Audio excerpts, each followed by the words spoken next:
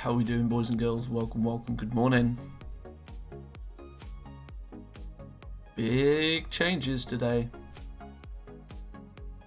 Plus things might go wrong. Just a warning. Things might go wrong. Give me 1 minute.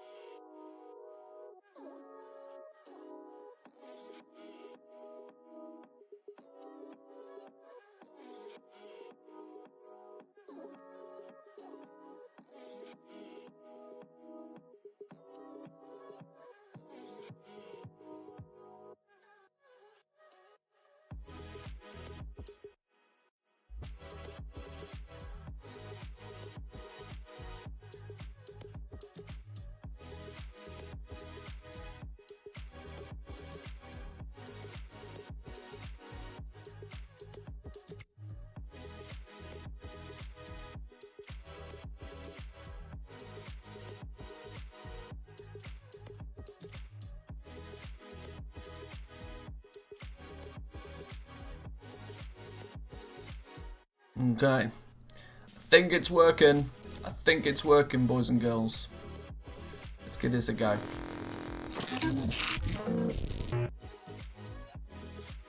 How are you all doing? Good morning, good afternoon, good evening. Shout out to you all. Now, we will have teething issues today, I am sure, for the fact that this live chat thing already seems to not be working. God damn, I'll have to fix that. Somebody bought a stream UI? Nice. You think? I went a little bit further than that. I went even further than that. See if you can tell what the even further than that thing is. It's relatively obvious when you know what you're looking for. But we've I've been told I should be doing this a lot. There's a big subtle hint. Wonder how many of you saw that. Now, there's still some things I'm trying to work out. I've changed the whole UI. Obviously, you can tell that. We have a new fancy UI. Let's throw it to the live scene.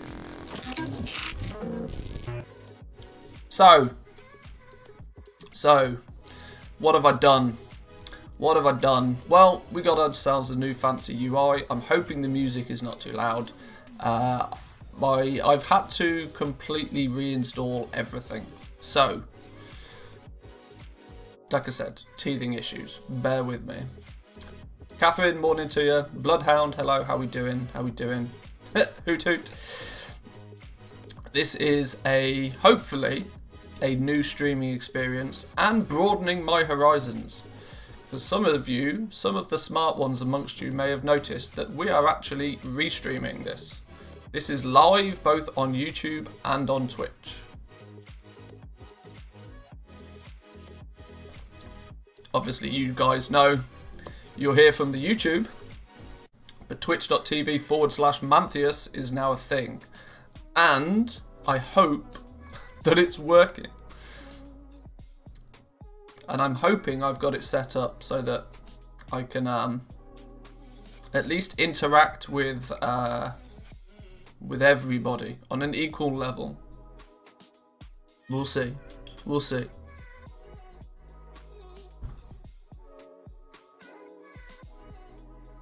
UI looks great, not a fan of the sound. Are we talking the music that's in the background, or are we just talking the weird this thing? Are we talking about this thing?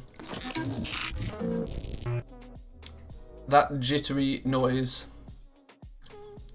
I can get why somebody might not like that. I need to balance volumes and stuff, so. I'll be lurking. Hey, see, people are now following on Twitch. Thank you, thank you. Tipsy Bowman, shout out to you. Well, that at least has told me that my alerts are working. that's a bonus. Poorly little girl at home today instead of school. That's a sad face. Well, I hope she gets well soon. Hope she gets well soon. Hope it's just a small cold or a minor flu.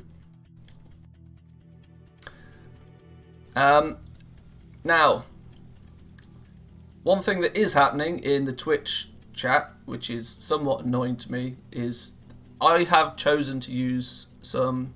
People have been telling me that my background music is less than preferable, so I decided to give good old Pretzel Rocks a bit of a go. Oh, you guys can hardly even see that. Hang on. I decided to give Pretzel Rocks a go, but of course the downside of using Pretzel Rocks for free is such that it spams your chat with the track now playing track name and gives a link to the track. It's self-promotion things, but YouTube viewers leading in the first quarter. Twitch viewers are planning for a comeback. Yeah, you should be able to see down here the corresponding viewers on each platform. 6 people viewed on Twitch. You guys have decided to check it out, obviously. Hey, new followers on Twitch.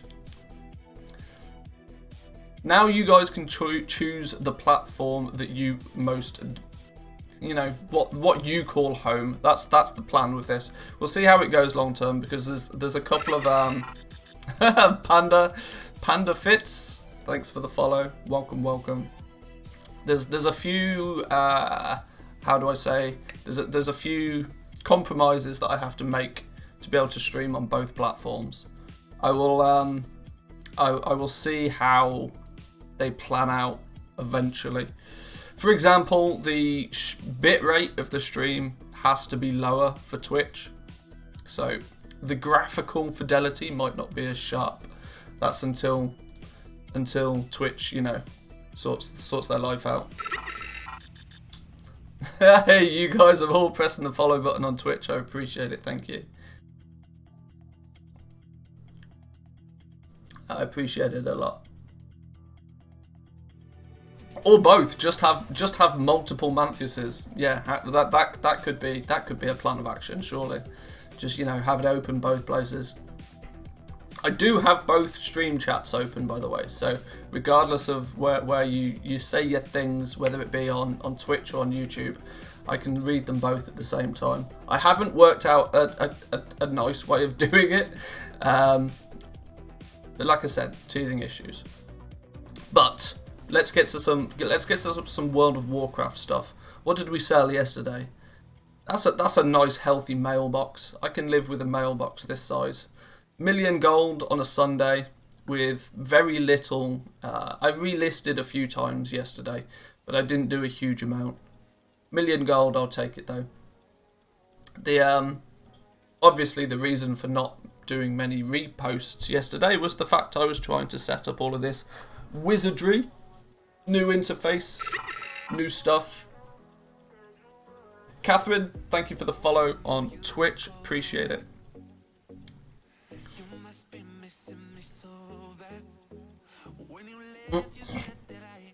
Manthception. Well, if I opened the stream on the stream, then you'd get really Inception. You're welcome. Now I'm here. Well, there we go. There we go. It's going to be there'll be an element of confusion for me for a while, as I imagine a lot of people have different username on YouTube to what they have on Twitch. So. But I'm already finding myself shouting. Let's turn the music down just a touch. There we go. You guys can, for the most part, choose the, or should I say, if I decide to subscribe to Pretzel Rocks, then you guys can do funky things like choose the music yourself. But we'll see. I'm trying to, I guess one thing I should probably say is one of the reasons why I wanted to do this is because I want to stream more, and more additionally I want to stream different games and stuff. Now, as and when I stream anything other than World of Warcraft, it completely tanks the performance of my YouTube channel, which is no good in my opinion. So this is why I wanted to sort of get myself up and running on Twitch as well. Now, of course, I have to decide at some point if I want to sign the Twitch contract, and the Twitch contract kind of limits me from streaming on only one platform or the other, not both at the same time, but we'll cross that hurdle when it comes. But I appreciate anybody here today that's going to stick through some of these weird transition period when I try and get everything up and running again. But right. Guess who? I think I can work out. And thanks for the follow on Twitch, my friend. Welcome, welcome. Well, so far it seems to be at least most of you share a similar username on Twitch. Oh, people are joining the Discord as well. I should probably make it so Discord doesn't show messages on stream. I thought that's what streamer mode enabled on Discord was meant to do.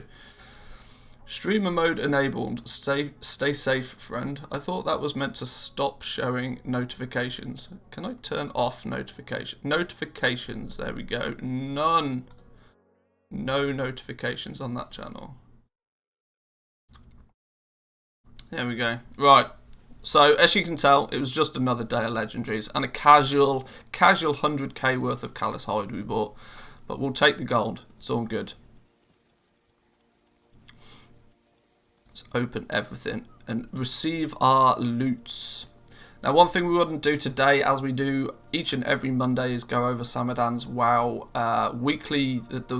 I can never remember the goddamn name of it. The weekly economy wrap-up thingy, Madoody, whatever. I genuinely can't remember what it's actually called. But your multi-boxing platforms, go for Facebook too. Then let the numbers decide. Well, I have the option to. I have the option to stream this to Facebook as well. Having 3 separate chat channels might frustrate me somewhat, but we'll see. I mean, yeah, I could. The Wowhead Weekly Economy Report Wrap-Up thingy, Madoody. Yeah, that's the one. That's the one. We'll go into that in a little bit. I want to give people a bit of time to hop in the stream. 24 of you here on YouTube right now. There's a few of you still sticking about on Twitch. Now, of course, I have the distinct issue with Twitch of that, you know, nobody knows that I exist over there. But I have tried to set up some stuff, and hopefully I can utilize Discord and Twitter and the likes to spread the viewer base a bit, and, you know, hopefully jump that first initial hurdle that everybody struggles with on Twitch. And getting those first 10 viewers is nearly impossible on Twitch. But hopefully my existing audience will mean I can sort of leapfrog that a little bit. We've sold something already. We've sold a Grim Veiled Cape this morning, a rank 3 one. Everything's about to expire. Literally everything is going to expire in an hour. Well, I guess we'll do a cancel scan then, rather than deleting everything. How was your guys' weekend though? I've literally only talked about myself so far today. That's very egotistical, isn't it? How was everybody's weekend? Did you all have plenty of gold making? Old Bloodhound following on Twitch. Thank you very much. I appreciate it. Welcome, welcome.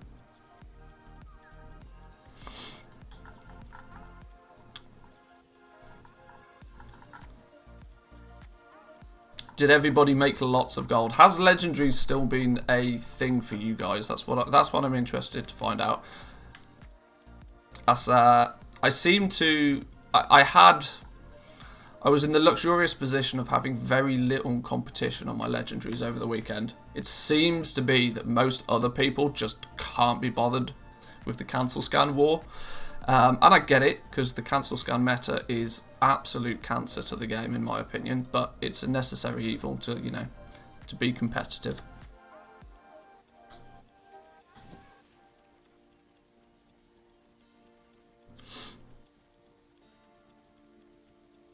Been good, confusing. Turns out I didn't make a massive bill hook in what I showed you the other day in the Discord channel. Ah, okay. When's your mother's birthday? Good food and company, but it did hurt the gold income. Priorities. Mother, I can see you, but only on off auction house times. Mother, I can see you on a Thursday between 2 and 3.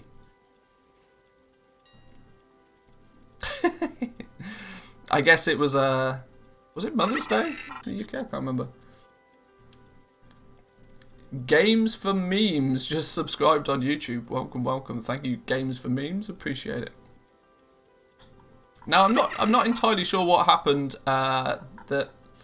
And Willman, thank you for the follow on Twitch as well. I'm not entirely sure what happened. Whether somebody was whether I got a shout out from somebody or something, but I had a huge spike in people joining the Discord yesterday. Somebody must have been talking about me, because there's no way that I would have had that spike in exposure just naturally.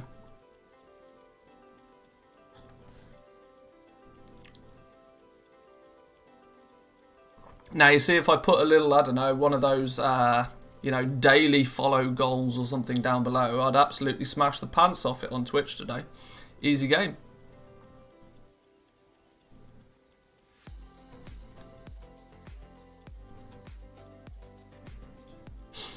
It did make a massive boo-hoo. Boo-boo. Not bill hook. Okay. Yeah. Damn you, autocorrect. Damn you, autocorrect in your weird ways.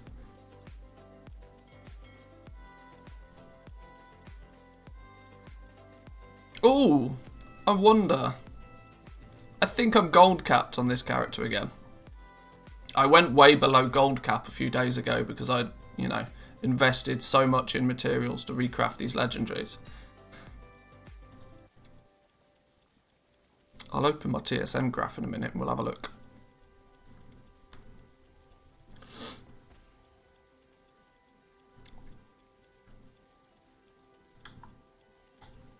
Right, with that all up and running, because I think I borrowed like 3 million gold at the guild bank to oh, okay, yeah, 2 million in hand, 8 million in the guild bank. We're officially back up to gold cap. Now, obviously, I've got gold on some other characters, and I also this dip was a combination of things. We peaked at 12.7 million, 12.8 million a while back. Now, we cashed out about 1 million gold at some point for tokens. So we increased our Battle.net balance by about 100 euros. No, we already had a bunch. 1 million gold would be like 60, 70 euro, I don't know, whatever 5 tokens is. We bought 5 tokens a while back, so that was a 1 million gold that we spent. That was probably this dip here. I can't quite remember. But we also bought, like, I've been buying crazy amounts of materials. So we've gone down a bit. We went as low as 8.2 million. And we've now been focusing on, you know, cashing out a little bit again. And are almost back to where we started. Almost back to where we started. Legos are still strong. US high pop. Need to reset some in the morning to keep prices up. Planning on when to leave so I don't get stuck with too much stock when 9.1 arrives. Well, fortunately, I don't think patch 9.1 is any time soon.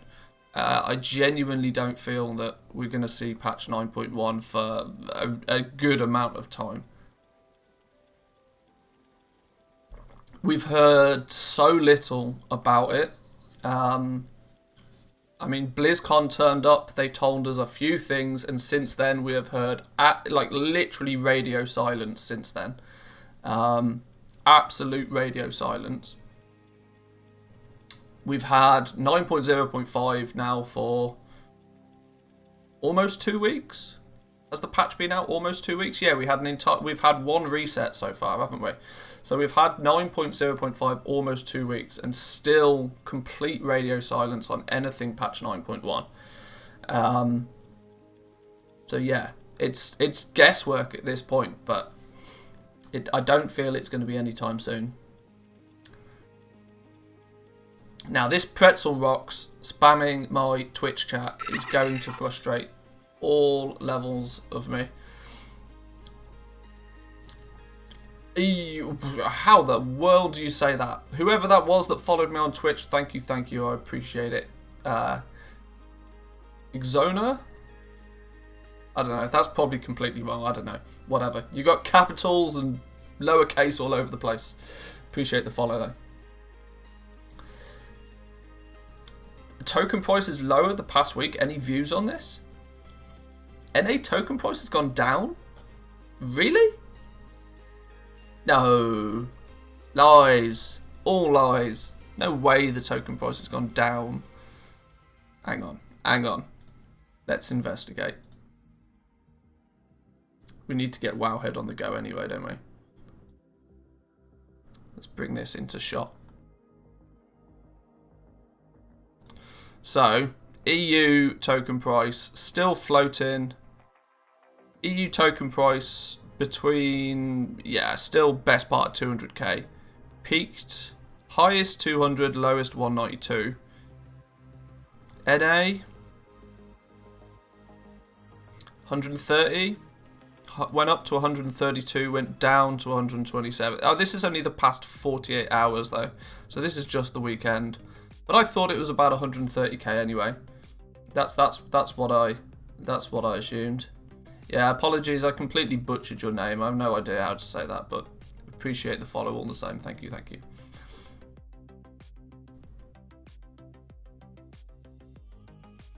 King Kong, welcome.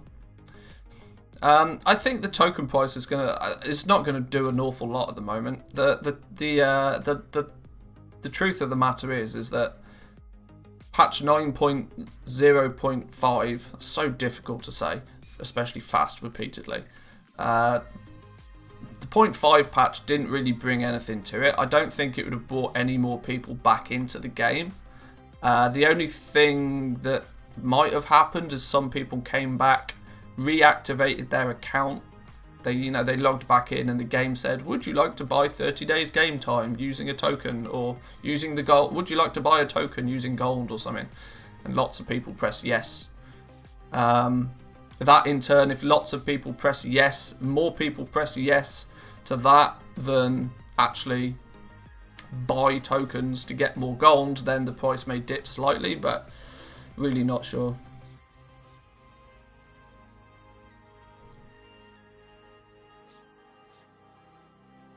Oh, you've actually been buying a token a day just oh, I see, okay. I really don't pay that much attention to the token. I just, I just try not to look. And if I need BattleNet balance, I just cash out whenever it is I need it. It means I usually end up paying a pretty penny for my token, but it's kind of first world goblin problems really.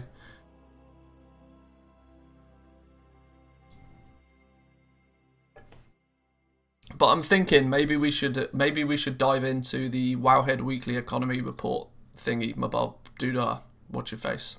Hang on, let me change this back to EU, otherwise it will.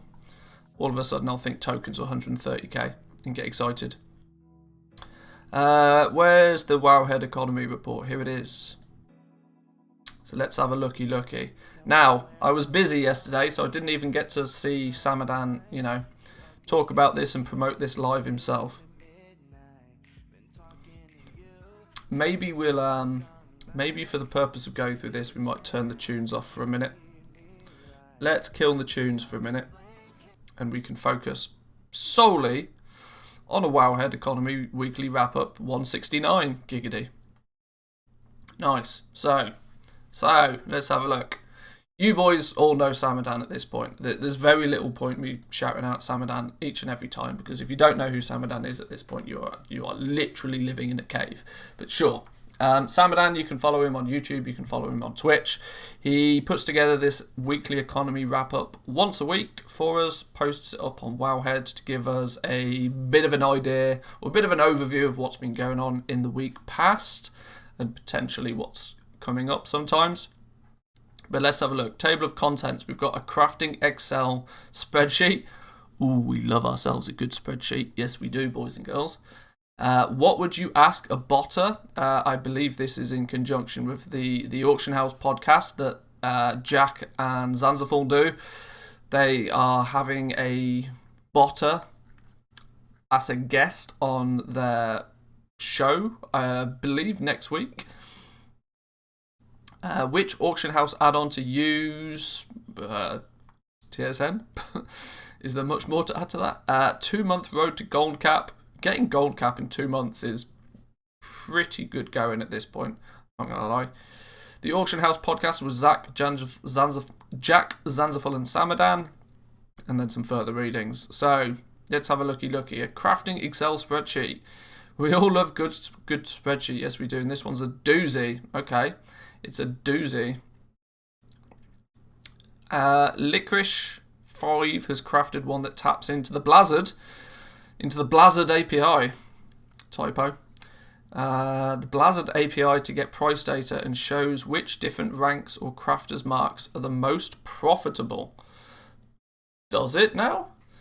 Okay. Let's have a look. Let's get an overview of what's going on here. So one of the biggest problems that Shadowlands introduced for goblins is the way item level of legendaries and crafters marks are implemented. Now, not necessarily one of the biggest problems. It's more the fact that TSM doesn't work with it, and that then becomes the problem. In terms of the fact that people rely on Trade Skill Master a little bit too much, in my opinion. But if you develop a system or a way to sidskirt the TSM issue, then Crafter's Mark gear has been very, very, very, very, very, very profitable. And of course, so have legendaries. Most of our current data sources do not distinguish between the item levels of the same base crafted gear, whether this is due to Crafter's Marks or legendary ranks. This creates problems of knowing what to craft and how profitable it will be. The loss of the TSM web API only compounds this. Yeah, TSM seems to have been having some bandwidth issues, I would assume, or server hardware issues, maybe even. I'm not even too sure. But yes, the TSM web API that we used to use to get some pricing issues has not even been available. You can't fix the TSM API, but you can create spreadsheets and related queries that will download data directly from the Blizzard API and provide that context for the item level of the items listed. I've taken this base and added onto it a fairly complete set of crafting calculations, comparing the auction house pricing with the crafting cost, each recipe by item level where applicable. Okay. It requires Excel. There's no Google What? No Google Spreadsheet version? Oh no. That's a big negative. I don't use Excel. Why would I use Excel when I can use Google Spreadsheets? Okay. It best works with Office 365, although I've had some reported success with Excel 2016. This might prove to be an issue for us using it because I don't have Excel. Okay.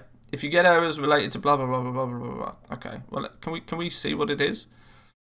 Okay. The picture's very small, but I guess it's just simply working. It's doing some calculation and trying to work out. I can see roughly the legendaries. Oh, rank 1, rank 2, rank 3, and rank 4. Okay. And then it repeats the same process Oh, we got shade. Oh, we got shade bound and shade scale, and then at the different item levels. Oh, I see. Okay. Okay. See, my way of fixing this. Everybody's focusing, or everybody's tried to focus on what is craftable to, what is profitable to craft.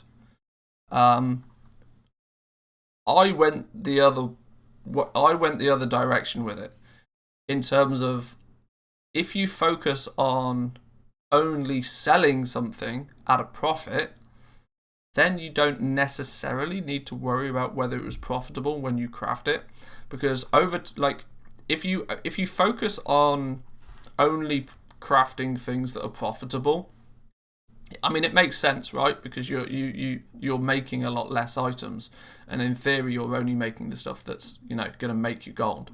But then you have the problem of, well, what if that profit was artificial? What if when it reported to you that it was profitable, it was only because either somebody had massively dumped a load of materials on the auction house super cheap and you weren't able to buy them, or what if the end item was actually super inflated in price because somebody had reset the market, so it sort of told you it was profitable, but actually it resulted in not being profitable at all, yet you craft it thinking that you're going to make loads of gold from it, and sad panda faces, right?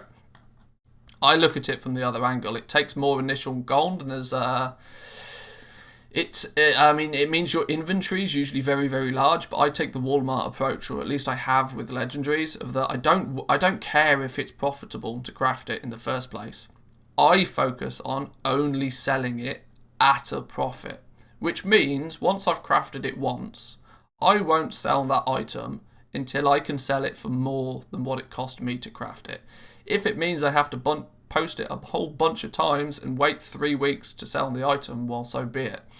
But it kind of means that you don't have to worry too much about this. Oh, is it profitable? Is it not? I don't know. Okay, chat, this is for you. How much gold are you averaging a day? Gross income spent according to your TSM? Well, I can tell you mine. I'm basically breaking even. Until I stop reinvesting everything, I basically break even. Your approach is helped by the fact Legos have no deposit cost. Well, exactly. It costs you 1 silver to post a base legendary item. That is in the scale of things. You can post a legendary 100 times. It's going to cost you a gold. Boo-hoo. Oh no, I lost a single gold. That's just incomprehensibly small numbers. Nobody cares about that. But yeah, my approach, or my advice to people that are trying their hardest to work out, well, which one should I craft because I only want to craft stuff that's profitable, look at it from the other angle. If we look at the auctions I have on the auction house, if I do a cancel scan, for example, you'll see lots and lots and lots of them that show up that say this: not cancelling because auction is below minimum price. And this is because when the listing of an item goes below my minimum price, I post it at normal price. I throw it to the other end of the auction house and just, kind of wait for it to... who's this? Gambler followed on Twitch. Thank you, appreciate it.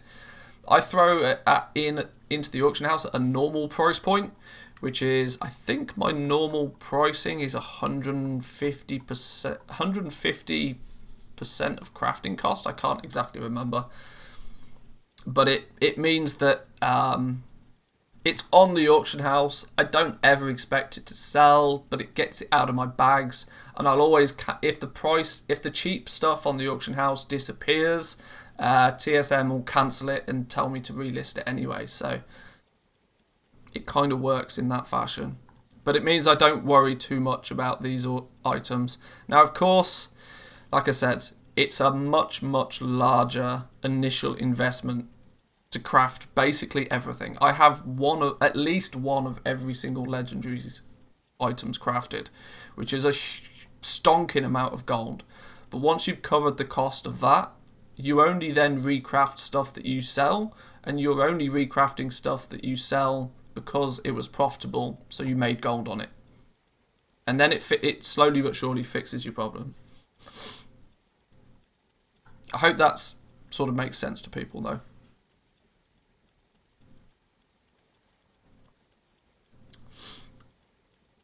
Abhinav, welcome. Welcome. Koya, how do you do? Welcome. I think some markets on full population, like alchemy, heavily depend on what you buy your materials at, although it was more pronounced when procs existed. Oh yeah, definitely, absolutely. I mean, I've preached for a long time that the only way to win with things like alchemy, cooking, enchanting right now is to focus on your materials. Like, forget about only crafting stuff when it's profitable. Focus on getting your materials literally as cheap as you humanly can. Go out of your way and spend your time and effort to get those materials cheap. If you can get your materials cheap, then you're just laughing, absolutely laughing. Because when undercuts come into play and other people are having to sell for a loss, you'll still be making profit if you've bought or acquired your materials cheaper. Do you only do Legos? At the moment, I solely do Legos. My entire but it's for one very simple reason. There's lots of them. There's my entire bags on a single character are just chock-a-block with legendaries as it is. I can't really handle many more auctions on a single account, and there's literally nothing even remotely as close in terms of profitability as legendaries right now for me. I've gone one step further. I artificially increase my minimum price, so I expect every cancel scan to be fewer than 60 items to sort of avoid throttling. Yeah, that's true. Like my min prices are for a rank. What are they? What are they? Let's pick just cloth, for example. My minimum price for cloth items is crafting cost plus 10%, so 110% of crafting cost. Base cloth is just a custom price source that I use to work out the pricing of them. But this is basically the equivalent of crafting, 110% of crafting. And as per my recent video, dividing it by 0.95 to make sure that the 5% that the auction house takes when the item sells doesn't push me back into a negative. And then my normal price, my normal is actually 250% crafting cost, which is obviously more substantial on things like leather and mail. Then my rank, I have a separate operation for specifically rank 4s, because simply because of the time, the effort, and the gold to reach and unlock rank 4, my minimum price is set to 120%. I'll never make less than 20% profit on a rank 4 item. If it goes below a 20% profit based on what it cost me to craft, then once again I throw it in at normal. And that's the same for cloth, for leatherworking, for mail, for plate. It's all the same all the way across.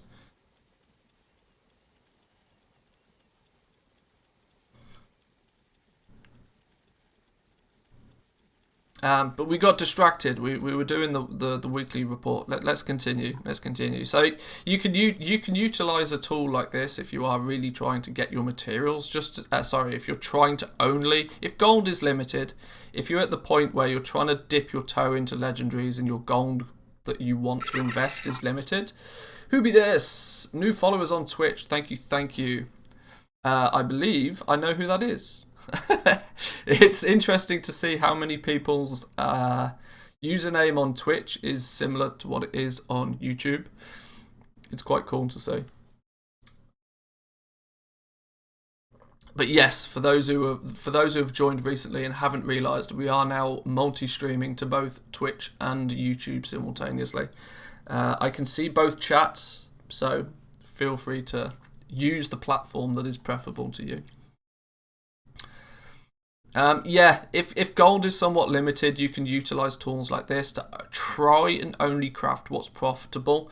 But if you've got enough gold kicking about, especially if you're doing things like the item level 87s, the 117s, the 168s, there's no reason that you shouldn't be able to just craft some of everything and then just tailor your operations to then only sell them when they are profitable. There's this theory, or there's this belief, should I say, through most goal makers, of that they have to always undercut. They have to always be the cheapest on the auction house. Don't stress about it. Craft a bunch of items, throw them up on the auction house at a price point that's profitable to you. If they sell, great. If they don't, you may find in a few days that they sell anyway because the market swings. You'll be all good. You'll be all good. But all right, let's move on to the next topic. What would you ask a botter? Ooh, this is going to be an interesting episode of the podcast. And people went, I saw this thread on Reddit, and people went off the deep end with trying to work out, like, trying to ask questions to a botter that they are blatantly not going to answer. But anyway, botting or controlling single or multiple characters with the aid of software that presses all of the keys. Jerk the perk. Thank you for the follow on Twitch. Welcome. Yes, botting is against Blizzard's terms of service, but people still do it. It's a bit of a scum move to do, but somebody who is openly, or maybe they're maybe they'll have the blurred out. They'll do a voice changer on them or something. I don't know, to hide their. Because if the botter remarkably sounds like a Twitch streamer or remarkably sounds like a YouTuber we know, then there'd be some fingers pointed, I'm sure. But anyway. Jack posted in the subreddit asking, what questions would you ask a botter? So soon we're going to have a botter on our show. Now, before you all yell and scream, we want to hear the story behind the botter and the community. Zanzaful and I don't agree on what botters do in the game. However, we do think it's an interesting topic to talk about. That's going to be interesting by itself. If Jack and Zanzaful, neither of them can agree on the pros and cons of botting in the first place, it could be interesting. How to combat a botter or make it less profitable than what you can't do as a bot. I guess there's some people don't mind bots because they don't directly affect them. But the issue is there's an indirect effect to everybody that is not quite so apparent. And that people, because it's kind of a hidden, because you don't directly see it, it's easy to pretend it's not there. But anyway, what did we get question-wise? Question-wise, let's have a look. So, how many accounts do you bot with? Well, the argument is if you're going to bot, you're probably going to do it at scale. Or you're going to absolutely attempt to do it at scale. A botter's pretty vague. Could be some random dude with a software, or it could be somebody running an operation. Well, yeah, this is what sort of if you've just got one dude who is botting on his probably their main account to just gather some herbs or whatever when they're asleep, or is it going to be somebody that's literally got like a full on operation on the go, like multiple PCs, maybe even like servers running VMs, like doing it at a code based level. There's ways and means that it could be done, but there's it will be interesting to see what kind of botter they do turn out to be, because yes, it is quite a broad spectrum.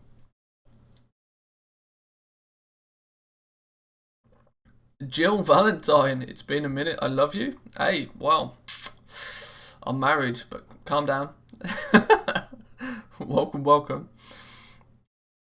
What else could they be asking? Which economic activities do you bot? And do other bots in general automate? Besides gathering, is crafting being automated? How about buying and selling on the auction house? I would doubt crafting is being automated, because let's be honest, crafting for the most part already is automated. In terms of the fact you can tell it, you can just press the craft all button and it will just continue to do it until you AFK and get logged out. But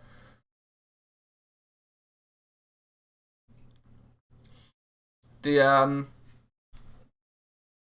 buying and selling on the auction house is something that I've wondered for a while if really is something that's still botted, because simply because the cancel scan meta is so strong anyway. I don't actually feel that botting the auction house would be more efficient than the current cancel scan meta, because a human doing it is probably, I don't know, I don't know, maybe auction house bots are still a thing. I don't think they are, honestly. I genuinely don't think auction house bots are a thing. I think a lot of people get mispainted as being an auction house bot simply because they're just cancel scanning like an absolute moron all day. And so people then just assume that they're a bot doing it because they've been doing it for 12 hours straight. I don't know. But yeah, definitely no questions about it. Gathering is the main reason. Gathering and just like raw gold farming. Repeatedly killing mobs just to kind of, even if you make 1,000 gold an hour, hey, it's automated. You go to sleep, you sleep for 8 hours, you wake up with 8,000 more gold than you begin with. Anything is a plus point at that point, I guess. But it's a bit odd. How do they play cat and mouse game of trying to stay ahead of Blizzard's cheat detection? Well, that's a question that they're not going to answer. They're definitely not going to tell. They're definitely not going to talk about how they stay ahead of Blizzard's cheat detection, because if they talk about it, then Blizzard will be listening. Yeah, that's not a thing. I remember joining a dungeon in Classic and some guy had wall hacks, but he wasn't a botter. I mean, botting in Classic's a whole new thing. A whole new thing. The botting issue in Classic is massive, and I actually think that the multi-boxing nerf, should we say, was more to do with fixing the rampant botting issue that there is in Classic than it was like in retail.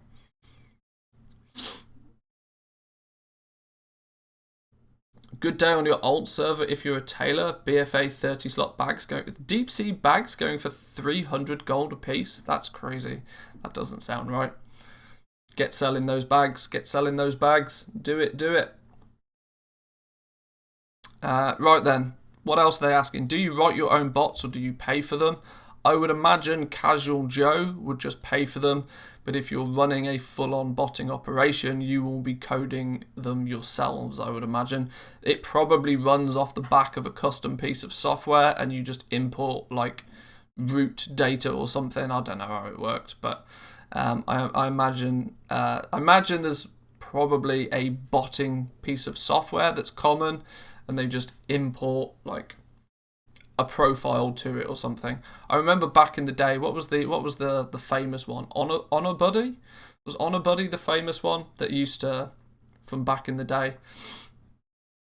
There would just be like an Honor Buddy program, and then you could import a profile, and that profile was basically the route that it would follow or something. I don't know. You should add the Twitch link in your YouTube description. That's very true. There's lots of things I still haven't done. I, in somewhat of a rush, put this whole new UI and multi-streaming thing together. I put it all together very quickly. It's still work in progress. Things like Stream Elements is still shouting about stuff on the YouTube side of things, but then I have a custom Sir Coffee bot running on Twitch. I need to try and make them the same. I would like to have Sir Coffee Bot be in YouTube. There's loads of stuff I still need to figure out. But we'll get there. We'll get there. Who be this? Who be this? New followers on Twitch. Koya, thank you for this. Thank you for the follow on Twitch. Appreciate it. Right, let's continue on. I think questions about a bot are going to be relatively self-explanatory. It'll be interesting to hear the Auction House podcast when some of these questions get asked, that's for sure. Followed on Twitch, thank you. Which Auction House add-on do you use? Right, next topic of conversation. Well, the Auction House add-on, I mean, there's realistically only 3 nowadays, right? I mean, you've got Vanilla UI, Vanilla Auction House, you've got Auctionator, and you've got Trade Skill Master. That's it, really. Surely, it's basically 3, right? Is there any other that I'm ignoring? I mean, Zygor, sort of, but I can't possibly imagine there's it would be considered. I finally tune into the stream and we're promoting botting now. What's going on here? Hey, we're not promoting it. We're talking about it. The Auction House podcast is going to have a botter on as a guest, or somebody that openly admits to botting within World of Warcraft. And so Jack the Dipper was asking, well, what kind of questions would you ask? So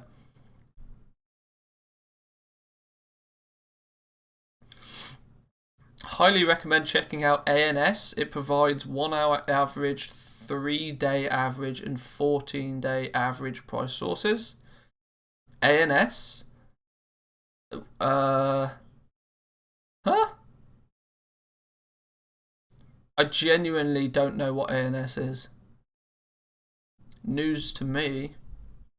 I modded TSM to include the sources, but obviously not allowed to share it. Yeah, I get it. TSM actually, they're redoing Auction DB behind the scenes. They're redoing a lot of it, and in doing such, they will be tweaking and tuning the way that DB Market works. Because DB Market is a 14-day average that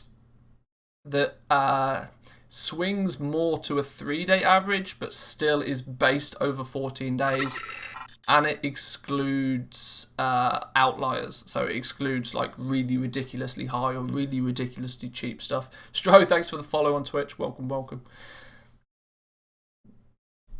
So that the TSM team are tweaking and changing the price sources. They've even hinted about they've hinted about a 3-day average.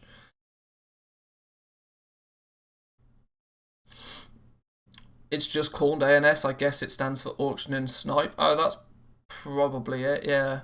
Ask Gumdrops if they could add the code I used to Trade School Master Lure, but they said they're adding... Yeah, this is it. They're working on stuff to offer something better than DB Market. I think they've realised that a 14-day average is just, the game moves too quickly now for that, which is why, for me, DB Market price is, I just basically ignore it, because it's almost always a good 20 to 30% out from what I think the price should be, either too high or too low.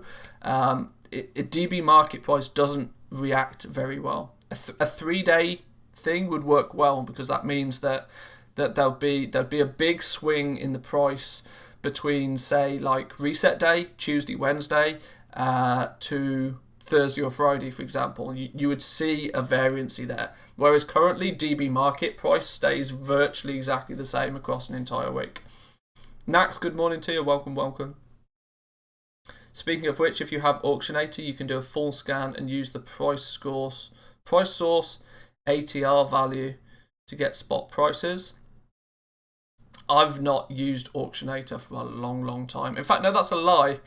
I did actually install Auctionator a while back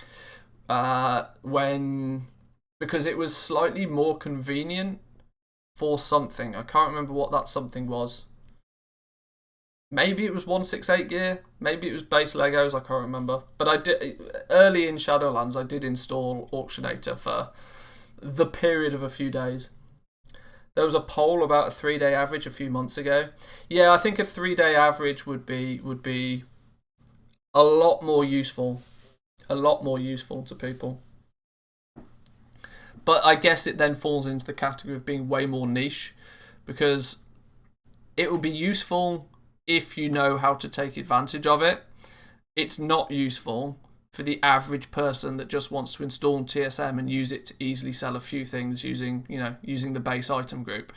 A 3-day market price will very, very heavily be utilized by goblins, but not much else. It's going to be good for flipping or sniping, being able to get exact current auction house prices to determine if they're low. But yeah, I guess it probably will be, yeah. Was it 87 gear that I was trying to do with Auctionator? I can't really remember. But anyway, let's see what's going on here. Which auction house add-on to use? Many will consider it a strange question for gold making, as the only one you tend to hear about is TSM. However, gold making is for everyone, and there are pros and cons to the different add-ons, including the default Blizzard UI. Interestingly, I very, very frequently will use the Blizzard default UI for buying materials. I'll do my shopping scan on TSM, but then I'll jump over to the Blizzard UI to, buy what it is I actually want to buy. Because so often I type in a quantity, press OK on TSM, and then it just fails to buy, and it's really, really annoying. And it's probably because there's so many materials going on and coming off the auction house all the time, and TSM is obviously a snapshot of what it saw when it did the scan, so it doesn't update live per se like the default UI does, which is why buying materials using the default UI is actually quicker and easier. Especially at the start. Yeah, the auction not found thing was just and that's it, having to scan again. And if your scan has like 20 items in, that scan can take 15-20 seconds to complete, and by the time it's complete, it's already out of date. So setting up, going just to the default auction house and I haven't got them up and running now, but like using your favorites list. So if you wanted to just constantly track, let's go Callus, for example, favoriting Callus Hide, favoriting Heavy Callus Hide, means you can go straight to the auction house. Your favorites are right there, straight instantly. And actually, every time you press the favorites button, it will refresh, which is very, very handy. If you see those people, you know how occasionally you get somebody trying to lowball the price of materials and hoping somebody posts under it. Most of the time they're using TSM to do that. When actually, if you just mash this refresh button on the item that they're trying to cheese, you can often see the new auctions before they can, and you can snipe their snipe. Haha! So get wrecked, snipers. But anyway, let's get back to here. So, hello goblins, hope you're doing good. I've been wondering what the difference between the three options mentioned in the title.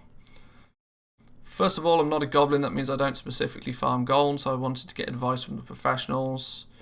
Usually when I play, I do M+, world quests, RBGs, raids, etc. Your default WoW player. End up having stuff like herbs, skin, cloth, berries in my bags, put them on the auction house minimum price. Basically using the auction house as an improved vendor. Yeah, this is 90% of the auction house activity. Hey, say what? One more time. Double day. How we doing? How we doing? Yes, I am back on. I'm back on Twitch, would you believe?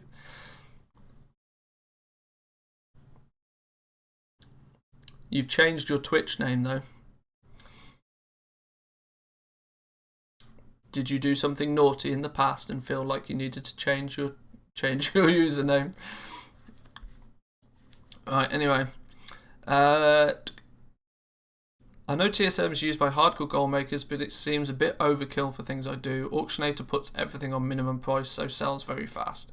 Yeah, very true, very true.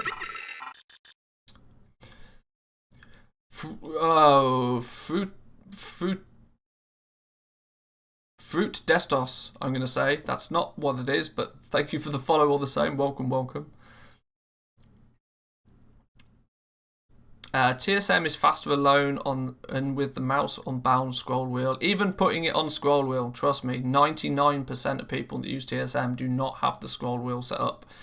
I can guarantee that as much. It would actually be beneficial, right? I think it would make more sense if because back in the day, Trade Skill Master, hey, more followers on Twitch. Thank you very much. Hurricane House, thank you.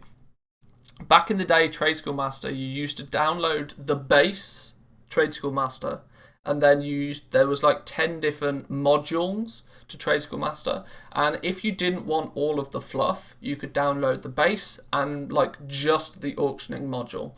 It keeps it a lot more lightweight. The issue a lot of people have nowadays is that they choose to not use Trade Skill Master because it's super hungry on system resources, and you have no choice but to download either all of Trade Skill Master or none of it, which I think is something that from an ease of use standing, it's better, but it's not necessarily the best overall approach, I feel. What forum's this? This is just Wowhead.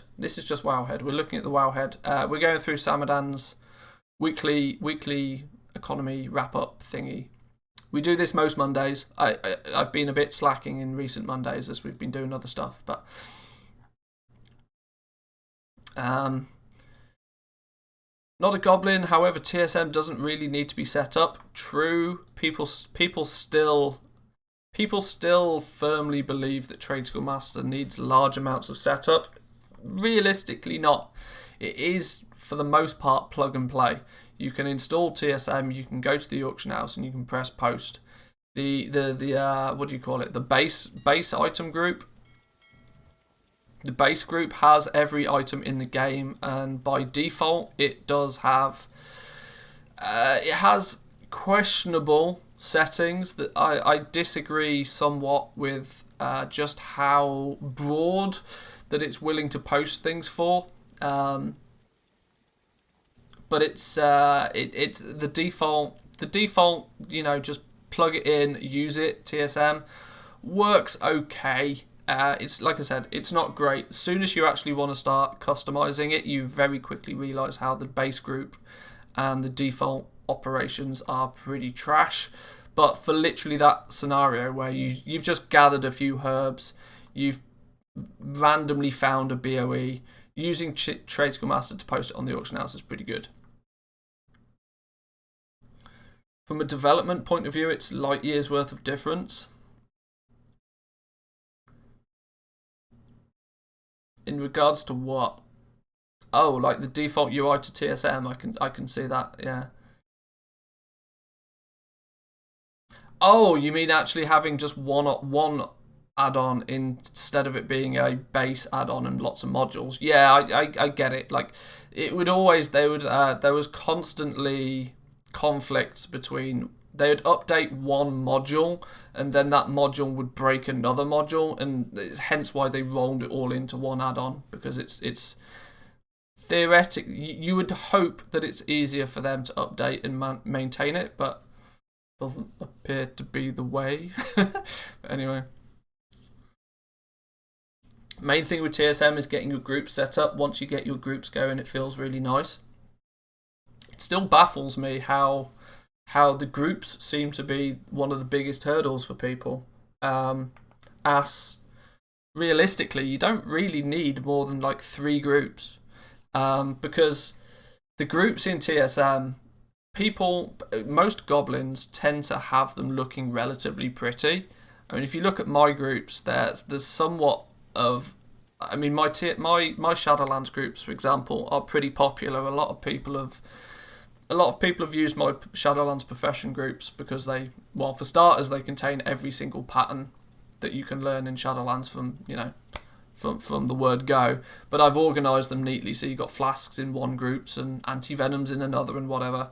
But realistically, you could actually use Trade Skill Master for the most part with just 3 groups.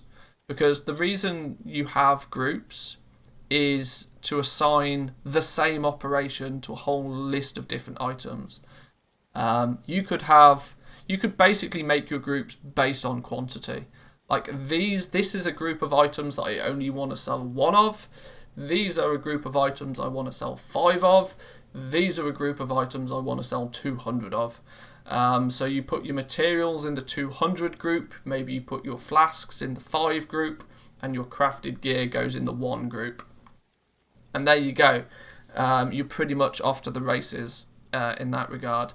Only when you start doing like serious amounts of crafting do you tend to want to kind of, tweak and change your groups effectively. But it's also hence why people end up with, this account is not a great example of it, but people end up with just like a group called transmog, and any item that even remotely falls into the category of transmog gets thrown in that one group. There's a single operation just to undercut whatever is on the auction house at the time, and boof, it's done. It's literally one group, everything in that group. Easy. You don't have to have everything categorized neatly if you don't want to.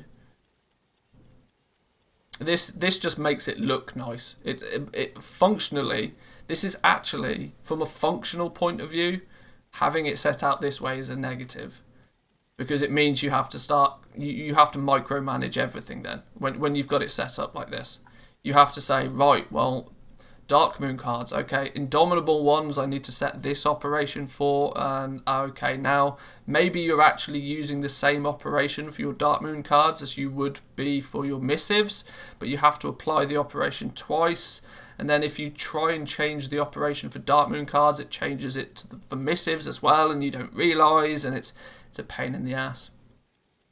But yes, it's satisfying to look at it when it's neat and tidy. Interestingly, my video on one of my most popular videos on YouTube is the one I've quickly put together with all the Shadowlands groups in. It seems to do relatively well, that video. Right, okay. I think in regards to auction house add-ons, yeah, it's pretty unanimous. Trade Skill Master, woo! Anyway, next topic: 2 months to road, a 2-month road to gold cap. To be able to hit gold cap in 2 months is very impressive. I can't argue; it's very impressive to be able to do it in 2 months. After playing WoW for 15 years, I hit the gold cap with just 40k gold at the beginning. You know what's scary? You know what's really scary? That for 14 years and 10 months, this character only amassed 40,000 gold. That shows you that even real old school people that have been playing the game for years and years still don't have any gold. Like, unless you have that mindset of doing stuff that will make you gold, people don't have any gold. I would imagine that the average player has less than 1 token's worth of gold. I almost guarantee it. Now, it's really difficult to get this data, because if I was to ask people how much gold do they have, well, we're a community of gold makers. We're all sat with loads of gold, or at least we're wannabe goblins at the very least. If I don't know, if somebody like Preach was to ask his audience how much gold they have, they equally would probably have quite a lot of gold, because his audience is going to be that Mythic Raider. Mythic Raiders tend to understand the need for gold. They understand that every time a raid tier comes out, they're going to need like 100k a week just for consumables before they look at buying BOEs and that sort of stuff. So even that audience would, not necessarily represent the true amount of gold that people have. 40k over 15 years. What's the gold per hour in that? Let's somebody do the maths on that. What's the gold per hour? What's the clickbait YouTube video thumbnail for that one? How to make 1 gold per hour? Just do this for 15 years. Hey. But anyway, how did this person get from 40k gold all the way to gold cap? So, while in Kato I had the highest in-game activity where they first got competitive at gold making, obviously not too competitive, had my own farmers and were selling gems and flasks. A lot of time flipping and sniping and flipping older materials. Okay, so this guy didn't come into this completely blind. Probably spent gold cap on transmog. Well, that's true. So this guy, whilst yes, they made gold cap in 2 months, they've had experience in it in the past. They just had to, just turn the engine on again, I guess. Unfortunately, lost access to my account and had to start a new one in MOP. Had to start in MOP with a new one. Always worries me when I hear this. Oh, unfortunately, I lost access to my account. You got banned. Let's just be honest. Let's not beat around the bush. You got banned. So obviously they were doing something dodgy in Kata at the same time. But anyway, they started a new account in Mr. Pandaria. So in the years since Mr. Pandaria to Shadowlands didn't get into goal making. 15 years is about 120,000 hours, so it's about 0.3 gold per hour. 31 silver an hour. Making bank. There we go. 31 silver an hour. That's funny. I like it. Vendor 1 putrid sludge per hour. Oh dear. Maybe we should make that into a YouTube video and see if it bangs. How to make 40k in only 15 years. I'll have to do the the default red arrow, the shocked face, the default red arrow. What else needs to be in the thumbnail? Like some like you'll never believe this goal making strategy.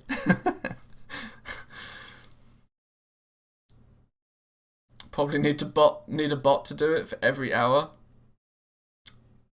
You probably would.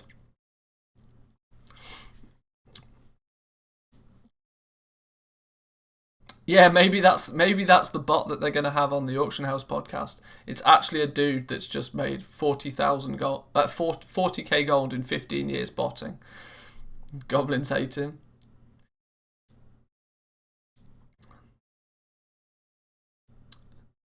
Your biggest hit video, the truth about gold making.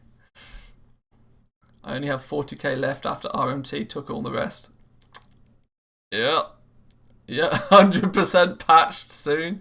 Yeah, do it before it gets patched. Oh, good old clickbait, we love it. But anyway, how did this dude actually do it then? Started Shadowlands,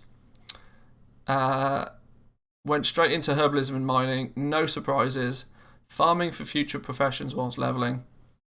First character hit 60, the snowball started. Installed TSM, cracking start by the way. Checked for which of the farmed materials are expensive, how to make easy profit without having a giant budget. If you haven't got the giant budget, there's one thing that you can always invest, and that's time, hence farming. There's no way I can afford to push legendary recipe to rank 4, so started with inscription. Okay, materials were cheap, no need of expensive arboreal shards. I love how they consider arboreal shards expensive at what's an arboreal shard, like 125 gold a piece. Yeah, Nightshade was like 300 gold a piece at one point, so we'll see. Alchemy was taboo to me because my friend started it already and we said that we won't mix the markets. Alright, sure. Then added enchanting to the mix. And enchanting was pretty expensive because of the eternal crystals. Yep. Oh, 10k eternal crystals. Who remembers those days? Whew, they were good. did it in January where the characters had access. Oh, see, well, actually, Eternal Crystals weren't that expensive then. If you did it in January, Eternal Crystals were already down to like, what were Eternal Crystals? They were down to like 500 gold a piece, I think, by January. Characters didn't have access to the raids or mythic dungeons, so I had to buy them from the auction house. Prices were 1.5k to 2k. You must be playing on a low pop server. Eternal Crystals were cheaper than that on average, I think, in January. Because the raid had already been out. Raid Finder was already out. Yeah. I have a sneaky that this player plays on a relatively low pop server if those were the prices. But with cheap access to enchanted materials, they started the third profession, which was blacksmithing, and that's where the profit started to come in. Blacksmithing is for middle class goblins, okay. It kind of makes sense. It kind of does make sense. Crafting cost to hit rank 4 for a legendary base was around 500k. After hitting the first million profit, a friend asked me if he could invest some gold into my business. What? Come again? What? Is this? Now, if this didn't come with a graph, I would be... This sounds like some fan fiction. Goblin fan fiction. A friend asked me if he could invest some gold in my business. Okay. Started with leatherworking. It's a profession for high-class goblins with costs to skill up to rank 4 being in the 1.2 million gold region per item and the rest. I did 4 of them and decided after 1 month of gold making that I don't want to invest any more into new professions and ranks because Shadowlands was already 3 months. Released at the time, I knew the player base was going down. Okay. Something doesn't add up here. Something doesn't add up here. Because if you started with 0 gold and you never had more than what appears to be like let's say 1.6 million gold here, maybe a mil and a half, and then you spend it all, that would be the cost of, let's say this was the blacksmithing, right? This was the investment into blacksmithing. Didn't really pay off. Then this was probably less than 2 million gold. How did you invest into 4 of them? I think there's some creative embellishment somewhere in this. There's some creative embellishment, I think, because to invest into 4 legendaries in leatherworking, they never had the gold to do that. I mean, the graph doesn't lie from there on out, but this is a very, very, very, very, very steady increase with not ever a single dip. This,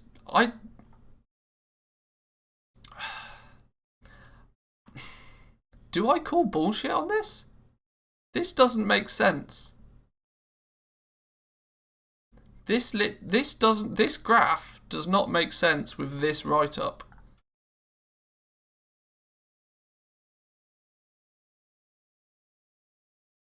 This doesn't make sense. Now this is all in German, so I don't understand it, but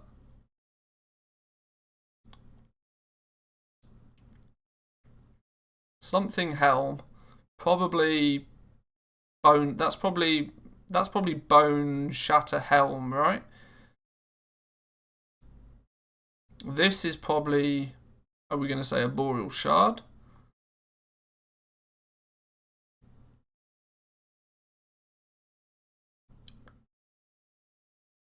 Yeah, my graph was a roller coaster. Exactly. Mine was also an absolute roller coaster. Big spikes up, big spikes down, big spikes up, big spikes down. Because when you buy materials, it goes down, and then you sell the items and it goes up. The only way it makes sense was if he was looting and reinvesting every day. And also seeing consistent maybe? I don't know. This doesn't seem to something about this is fishy. I can't work out why this is the case. It feels fishy. Oh, this is going to be... That's Heavy Callus, okay. Bone Shatter Helm, Heavy Callus, and Enchanted Heavy Callus. Oh, I should have worked that out for myself, shouldn't I? Yeah.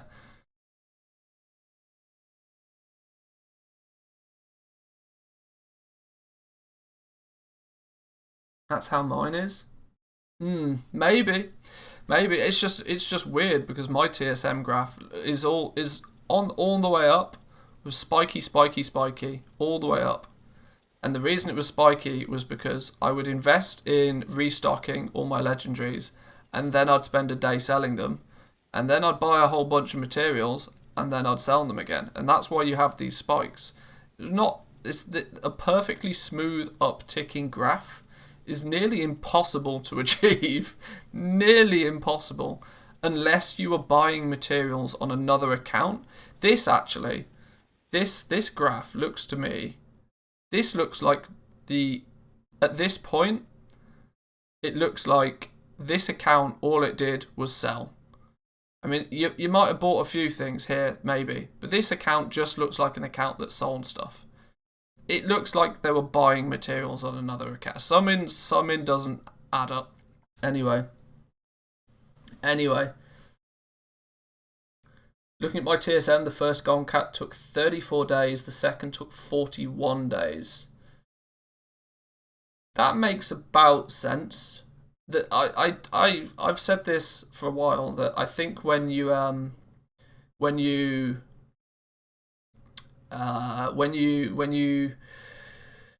it's hard to scale past...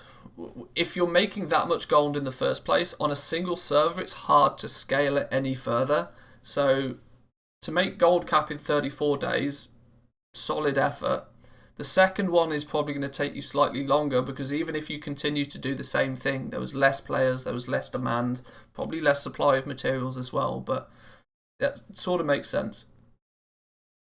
Mine looks like yours too, with big spikes on the way. Yeah. My TSM looks like that too. I had all my seed money on my crafters and old bank alts. My current auction house is on a second account that only handled sales. Yeah, that's what it feels like to me. This feels like this account at some point early in February switched out to just solely being about selling stuff. Buying next to nothing on this account. Just dumping on the auction house.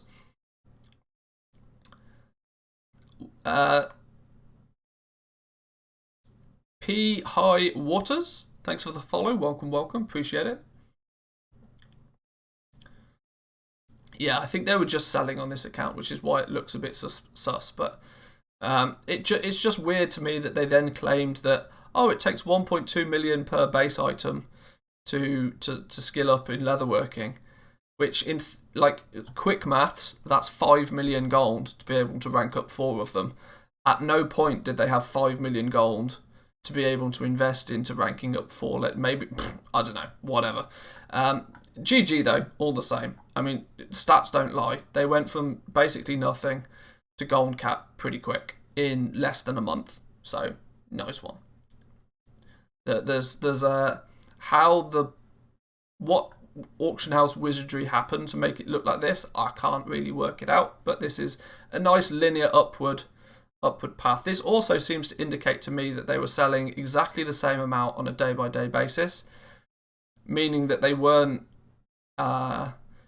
expanding into more legendaries. Maybe they did literally just focus on like four slots, and just when they had those 4 done, they never tried to get into a 5th slot or a 6th slot or a 7th or an 8th or a 16th in the case of leatherworking. And this is just the result of picking 4 good selling items. Bone Shatter Helm, for example. Probably Bone Shatter Pauldrons is in there as well, I would guess. Maybe Umberhide Legs and Umberhide Treads, maybe, I don't know.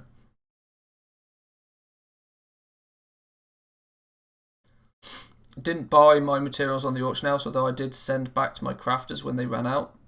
Only had big sales on those. Yeah, maybe. Elithium ore is at the lowest price. Oh, Elysium supply on your realm is at the lowest supply it's been since December. People aren't farming anymore. Especially people are not farming in the Maw, because nobody is there unless they absolutely have to be. And the God's honest truth is nobody has to be, which is potentially causing that to be a thing, yeah. But anyway, congratulations to this goblin making gold cap in like literally 4 weeks. Pretty solid. I mean, they say 2 months to gold cap, but I mean, if you look at the graph, I mean, it's basically here's February 11th where they technically had nothing, and here's March 11th where they hit gold cap. I mean, technically it was inventory building, I guess, up until this point, but then they just were like, right, well, I'm done reinvesting, and it's just like recraft and resell, autopilot mode at this point. But that's happened for me as well. Look, so I for the first month or so of Shadowlands, I was just like constantly reinvesting, and this is hence why my gold didn't go above 2 million until until when's this? December 14th, December 6th, mid-December. Mid-December was the first point where I went over 2 million gold.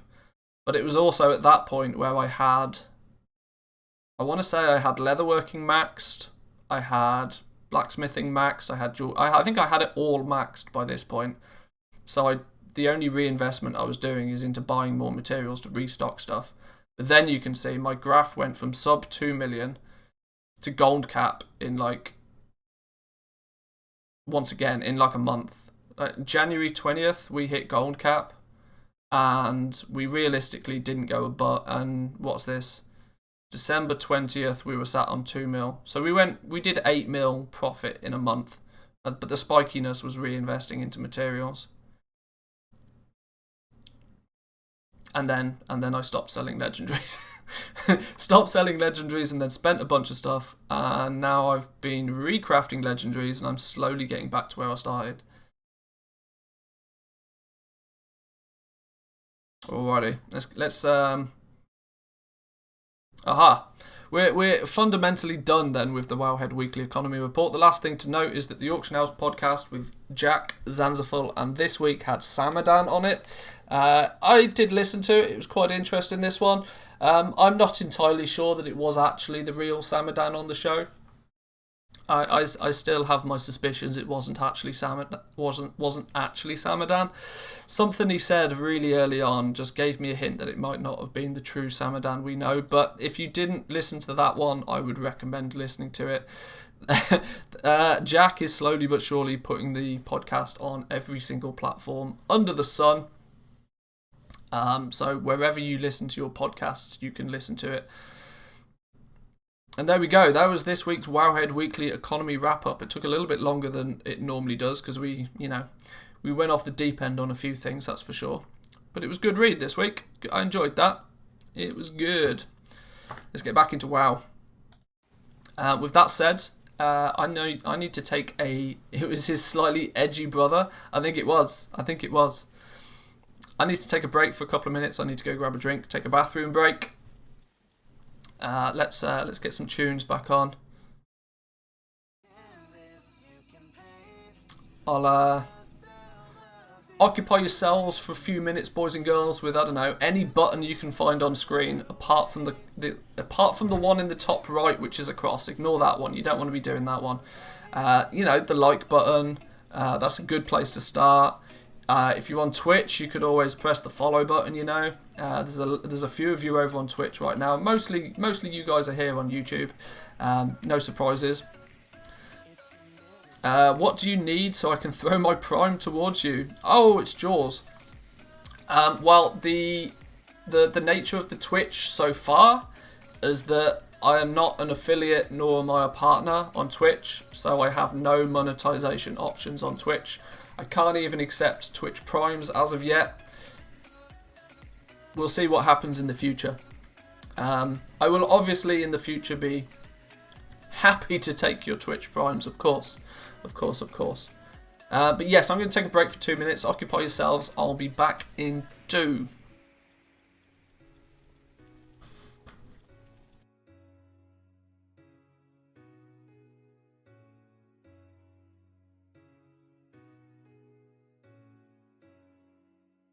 You say it's all my fault, I walked away from it all those memories haunting our fall. A single life has come at the right time. I gave you a chance to treat me right. I'm a blank canvas you can paint. Draw yourself a future with me. It's a mystery what awaits. Oh, it's a miracle life. It's a miracle day.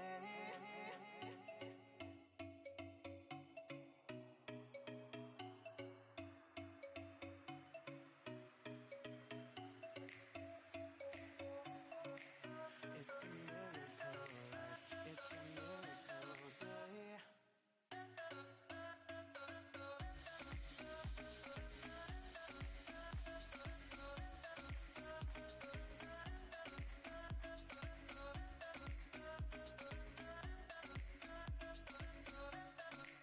I'm a blank canvas you can paint. Draw yourself a future with me.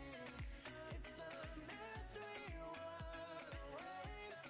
Oh, it's a miracle life. It's a miracle day.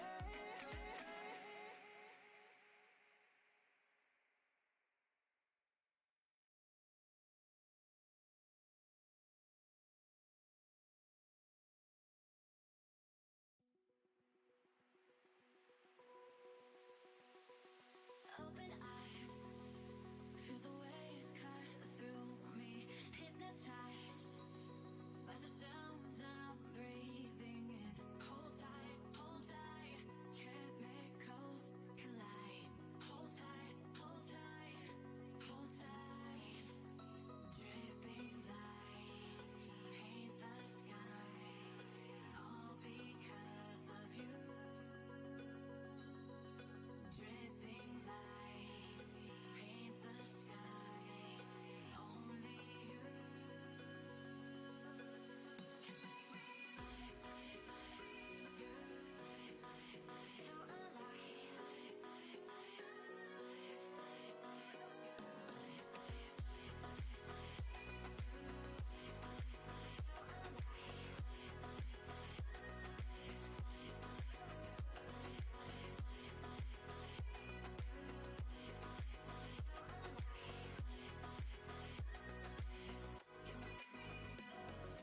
You're make it last forever. Stop in time, yeah, I'm surrendering. Hold tight, chemicals collide. Hold tight, hold tight, hold tight. Dripping lights paint the skies, all because of you. Dripping lights paint the skies, only you. Alrighty, how we doing, boys and girls? Right, let's get ourselves sorted. Let's do some auctioning. Let's make some gold, because I haven't made any today. Have we even sold anything today? 9,000 gold, one auction sold. Oh, we sold a bone shatter vest 45 minutes ago. Oops. We need to pump those numbers. These are rookie numbers. Oh, you ended up hopping on Twitch? Well, I'm giving people the option in the short term. Now, obviously, with the whole multi-streaming, restreaming thing. If I decide, well, let me put it this way for those of you that don't know. When you become an affiliate or you become a partner on Twitch, you sign into an exclusivity, which basically means that with the exclusivity means that you can't restream. That's basically what I'm saying. That if you stream on Twitch, there's a 24-hour window before that content can be published anywhere else. So if I want to sign a Twitch partnership contract at any point, then I'm going to have to consider that I then won't be able to restream on YouTube at the same time. Now, I've read through the contract, and it appears that it doesn't prevent me from streaming on YouTube. I just can't stream this at the same thing at the same time. So we'll see how it goes going forward. This is a blast from the past. Yup. How we doing? How we doing?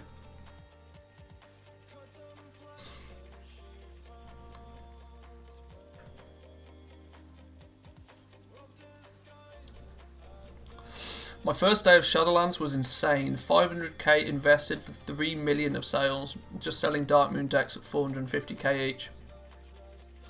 I made in hindsight, a horrendous judgment call at the beginning of Shadowlands. Probably it was probably for my own good. In terms of my own personal sanity. But I have not sold a single Darkmoon deck this expansion. I entirely ignored Inscription. I kind of went by the theory that it was going to end up being like mad level cancel scan meta from day one. And it turned out to be the case. But instead of me being at the auction house selling Darkmoon decks all day, I just ended up being at the auction house selling legendaries all day instead. I really should have spent the first week of Shadowlands selling Darkmoon decks. But, you know, you live and you learn. Do the real stream on YouTube and then restream it on Twitch a day later? There's a possibility. Now, I'll let you guys into a little secret. Those of you that are here right now.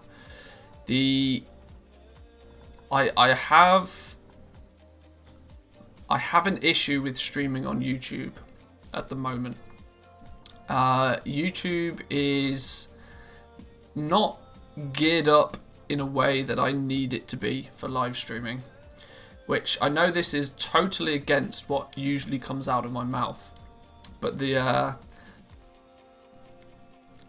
mean, I still don't agree with Twitch as a company, how they run the platform, how they run the website, how they deal with stuff. Is still not good in my opinion, but from a viewer experience and for me to grow because my YouTube channel is my primary focus, right? Growing my YouTube channel is my primary focus. I stream to, you know, to do the gold making, to test the theories, to talk things through with you guys.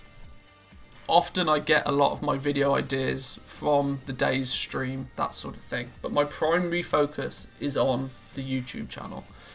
Streaming on YouTube in the fashion of which I do is not good for my channel. Which I know you guys don't care. But I'm trying to explain the reason why I'm at least for the short term testing Twitch out. I need to give Twitch the benefit of the doubt for a while, because I used to stream on Twitch, like, I don't know, like 5 years ago, something like that. 5-6 years ago I used to stream on Twitch, and so much has changed on Twitch since then. Like, literally everything has changed on Twitch since then. Oh, hang on, 5 minutes and all of these are going to expire. Twitch is a totally different platform now to what it was a few years ago. Hey, Bolt TV, thanks for the follow. Oh, excuse me, I didn't mean to burp halfway through there. Thank you for the follow. So I need to give Twitch the benefit of doubt again, so I thought, well, hey, I've got the ability to, I've got the technology to, I'll restream to both short term, and we'll see what happens long term.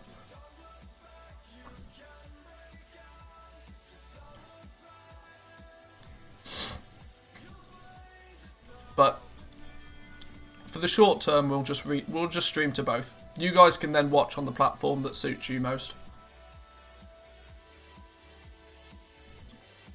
I agree, I neglected to level my scribe in the first week and missed out on a ton of opportunities to make some serious goal making. I kind of shot myself in the foot, right? Because I went into Shadowlands with very little gold. Now, if I'd have invested the I think I went into Shadowlands with 1.4 million gold. Because I just blew it all on dumb shit during BFA. Who be this? AJ Shadowhawk, thanks for the follow on Twitch. Appreciate it, thank you. I went into Shadowlands with a lot less gold than I would have liked to. Because I spent it all on for a lot of BFA I was running 8 accounts because I was multi-boxing, but I wasn't using them to make any gold.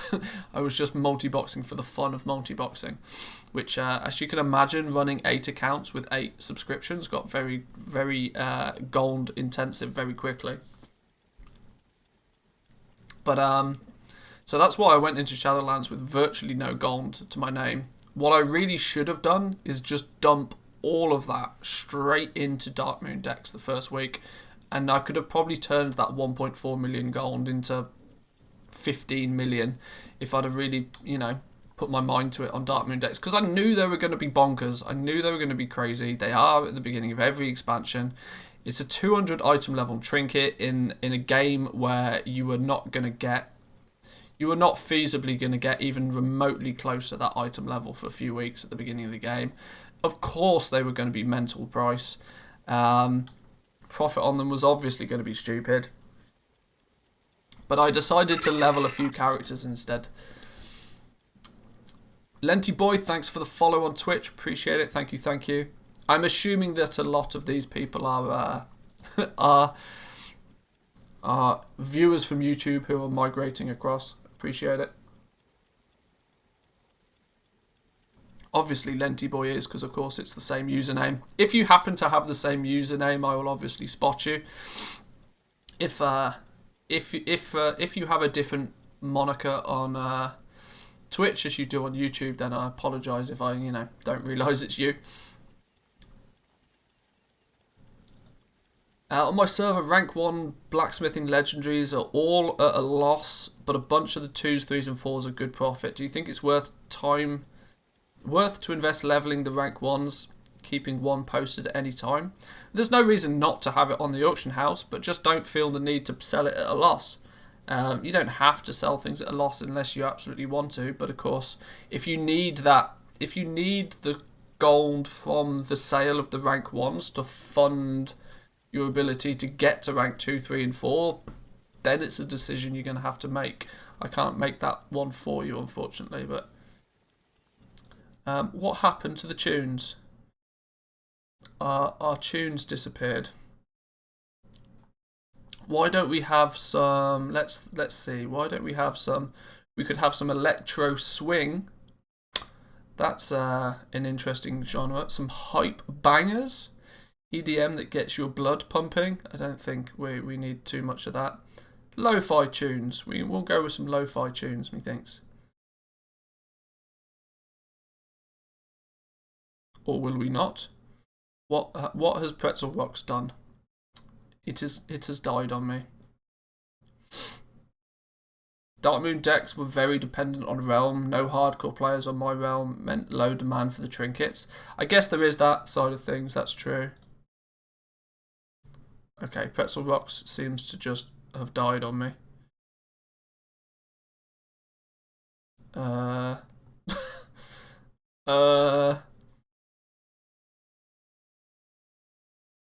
Am I still live? Is it my internet that's died? No, I've not dropped any frames. We should be good. We need the hype bangers for when there's crazy auction house PvP. That's true. That's true. Where's the hype bang? Let's see if we can get anything to work.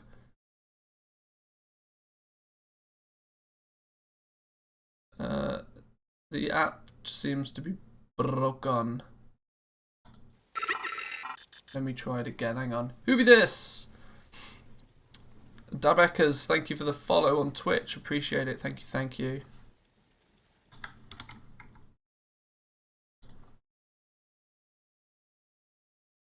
Reload the app and see if it works again. No, I'm not upgrading to premium yet. Stations, hype bangers. Let's go. If it's too hype, we'll We'll have to calm it down a bit, but we'll see.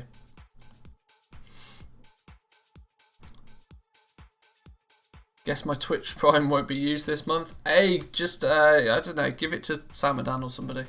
Or Zanzaful or someone. I'll take it next month. Good friend of mine had decks crafted day 1 that didn't sell till week 2. Ouch! That would have been an expensive test. Trot FN, thank you for the follow. Welcome, welcome. How'd you get the item level to show on the Bagnon add-on? There's a separate module you need. It doesn't come with Bagnon. If you search for Bagnon item level, it's a separate add-on that you need. It's like a plug-in for Bagnon, which will then allow you to see the item level on it.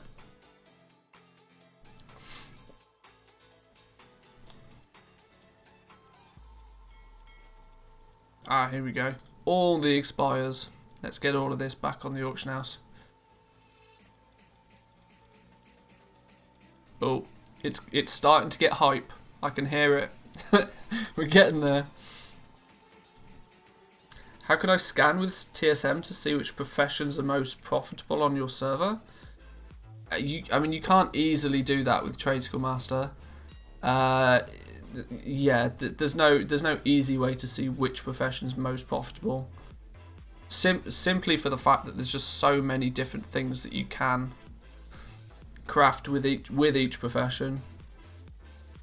And arguably, the profession that will be most profitable for you will be the one that you focus on. If you focus on the profession, you'll be able to make it profitable. Even if the auction house doesn't say that it looks profitable, I mean, if you focus on getting your materials nice and cheap, then hey, guess what? All of a sudden, there's your profit.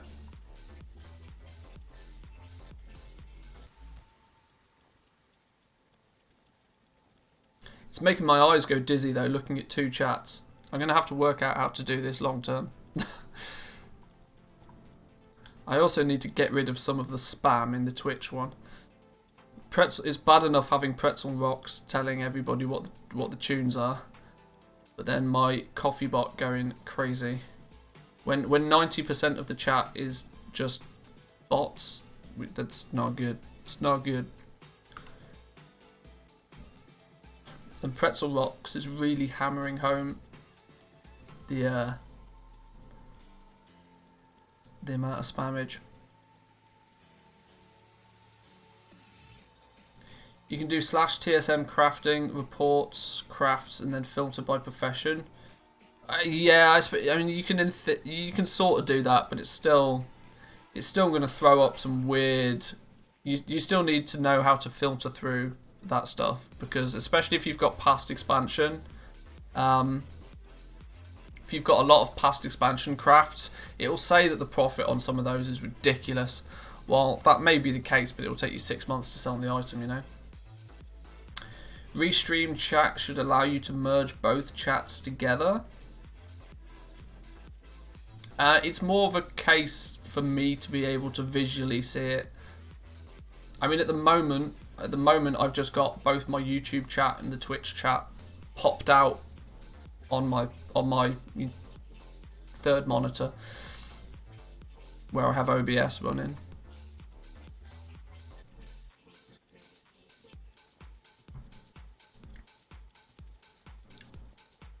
I don't know. I'll work it out. There's some funky add-ons and there's like widgets and stuff you can use to get it like visually on screen. Like above the camera, for example, I could put like a chat thing going up on there. I don't know. We'll see. We'll see.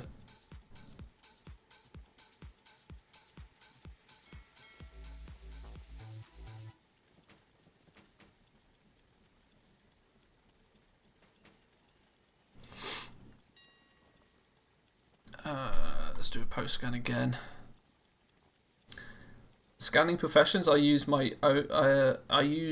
an own built program to query the Blizzard API to scan the prices in real time. Then it updates a spreadsheet that does the calculation. TSM did not do the trick for me. I mean, we spoke about this a little bit earlier in stream today, that at least my approach to it for the most part is to worry less about only crafting stuff that's profitable and focus more so on only selling things when they're profitable. As if you're only selling stuff when it's profitable, you've kind of, for the most part, fixed the problem without too much effort.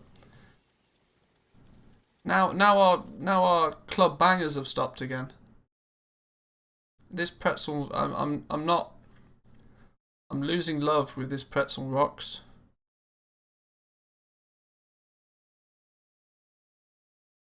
It keeps skipping tracks for apparently no reason whatsoever. Trying to play them and then not playing them.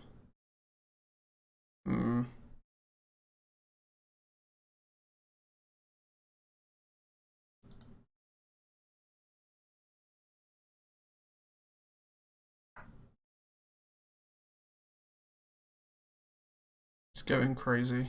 If it's not going to be reliable for music, I'll just can it off. Obviously, I have the issue that if I want to play music on stream, I need it to be 100% copyright-free music, which limits my options. Yeah, this app's gone bonkers.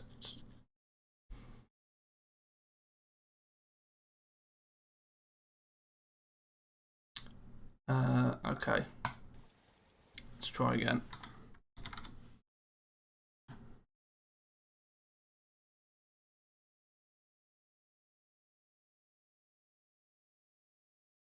Stations, go.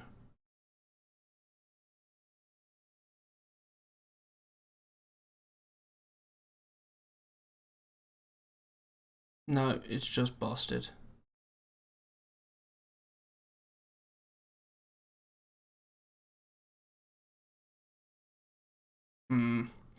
Maybe I'll have to look into some other way to get music on the stream.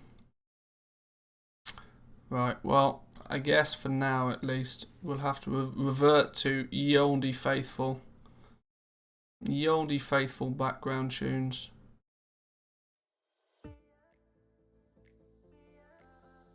I apologise as you guys will have heard this playlist a bajillion times.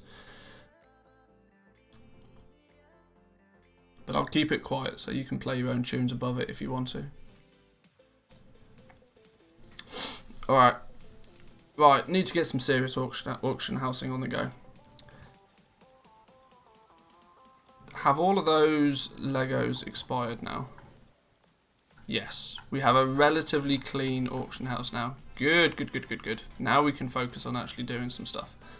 Could do with a restock actually today. That might be something that we do.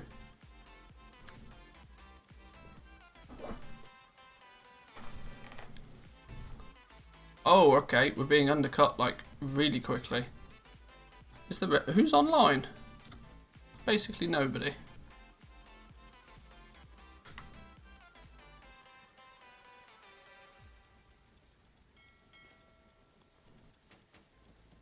I'm going to be really interested to see what the material prices do in the next few days, because I think that we're going to come to the tail end of the, you know, second wave of legendaries being profitable.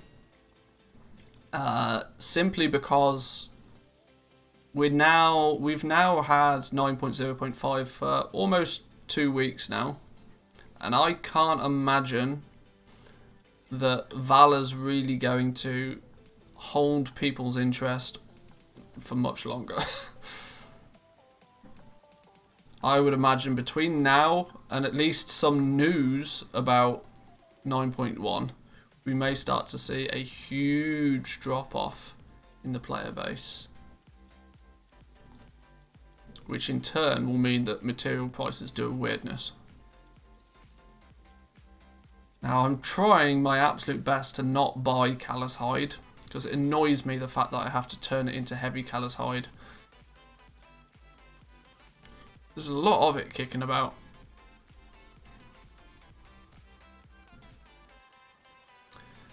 The luxury I'm in right now is I've got nearly 600 heavy callous hide already, and I've got over 600 enchanted heavy callous hide. So I'm not in any I'm not in any desperate need for materials, at least not for leatherworking. Should be good for another couple of weeks for those who I suppose for those that are still sort of trying to get their soul ash. Maybe I forget that there's such a strict sort of time gating on the soul ash. They really should have made soul ash like Conquest and like what Valor now is, in terms of it being an account cap, meaning that if you take a week off Torghast, you're not just a week behind. You can, just do twice as much Torghast the next week and naturally catch up. I think I worry that they might just can the legendary system completely, because I don't think that Blizzard, like I said, this is only speculation, but there's lots of things pointing to this maybe being the case, that they spent a bit of time rebalancing legendaries for 9.0.5, but I arguably think that that's something that they wanted to do before Shadowlands was launched anyway, and just didn't have time. It was on their to-do list, and they just couldn't finish it for the game to come out, so they wanted to wait for a mid-patch to, dump the balance pass. I just don't think the legendaries had their balance pass in the beta, full stop, and so hence why we had to have it in a mid-patch. But it's very surprising that they felt the need to give us Valor to up the engagement of Mythic Plus, and to smooth out the gearing of that. But something that in theory is, because of course if you think about covenants and conduits and soulbinds, your renown catch up sort of covers that in a fashion. There's like a passive catch up system with your soulbinds and stuff, simply because there's a renown catch up system. So that power progression has a catch up system. They implement a catch up system specifically for Mythic Plus because it was lacking, called Valor. But the one thing that they really, not only did they not talk about at BlizzCon at all, nor have they implemented any sort of catch-up. It really worries me. It really worries me they might just can legendaries completely. Or at least I don't feel they're going to iterate on legendaries any further than they already have. That's probably a more viable option.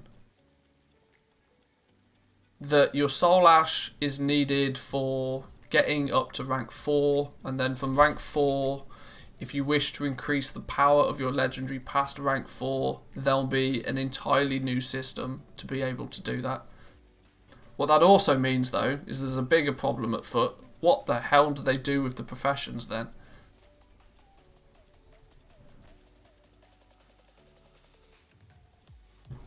But traditionally, we don't see much changes with professions in a 0.1 patch.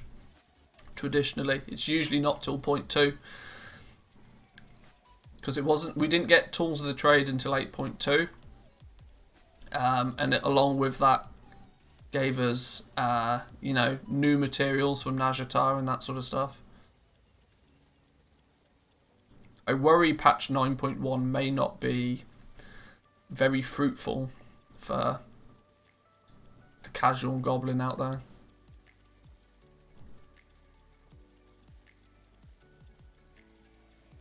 Elythium ore. Somebody was saying Elythium ore was lacking in supply earlier. I would have to say by the quantity of it on the auction house right now, it's a good thing that I don't really need any, because there isn't really a lot. I've still got 600 enchanted lithium bars, and I've got enough materials to make another 400. That's fine. Yeah, I don't think I really need much in terms of materials.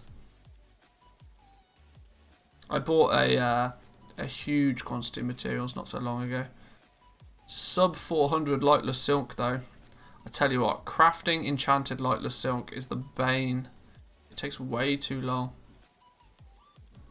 considering how much of it you need per legendary, and then how little those legendaries sell for. The time investment for tailoring is actually the worst thing about it. To the point where I've actually just been buying enchanted lightless silk, even though it's over the odds, just so I don't have to. Because, I mean, it's being listed for 120. Crafting cost is arguably 95. 2 pieces of lightless silk plus a soul dust, 95. So there's a 25 gold profit. Yeah, that's the issue. That's the issue there, actually. That the profit that I'm making on the tailoring items would be completely negated if I just was to buy the enchanted lightless silk at these prices. So I kind of have to make my own. So I basically break even on tailoring. That's a sad face. So while it looks profitable, if I want to save myself some more time, I can save myself the time of not crafting all of my own enchanted. But then, you know, it dramatically is going to up the price of... hugely up the price of crafting in the first place. And there's rarely that much. I mean, there's only a couple of Grim Veiled items that are super profitable still. The pants, Grim Veiled pants have been popping off. Rank 4s of these. If you guys are part of the Discord, you'll have seen that I was posting. I think I sold a pair of rank 4 pants for like 40. Yeah, look at the price of these things. 46,000 gold for Grim Veiled pants. They cost 13k to make. I have no idea how I've managed to maintain the market price at this higher point.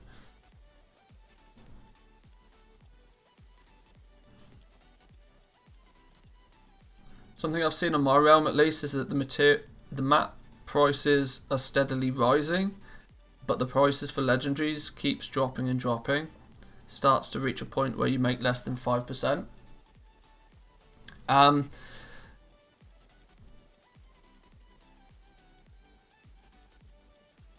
The likelihood is that there's well, that's just a natural occurrence. It just happens faster on often bigger realms.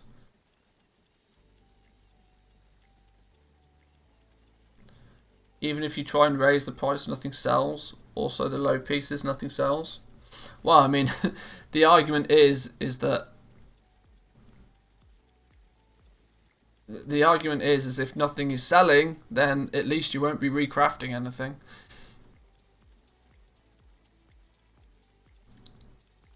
Just sold a pair of pants, Ash, you said it.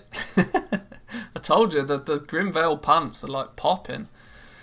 I mean, I've sold a bunch of those recently. If I look in the ledger, let's go revenue, sales, Grim Veiled cape, obviously, pants, robe. Look how many of these we've sold in the last week. Loads of them, and plenty of them. Anything that you see here, 44,000, that's a rank 4. That's 1, 2, 3, 4, 5, 6, 7 rank 4 Grim Veiled pants at 45k a piece in the last week. That's mental.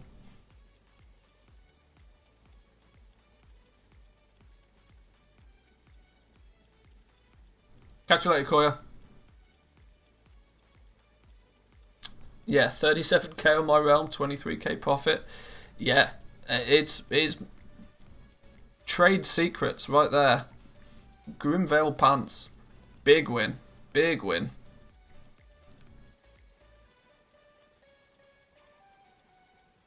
I mean, there are obviously lots of other tailoring ones I'm selling. I mean, the cape, for example. We're banging out the capes like crazy. We're selling more of them. But a rank 4 cape appears to be... This is probably 20k for the rank 4 cape, which is... Do I have one spare in my bags?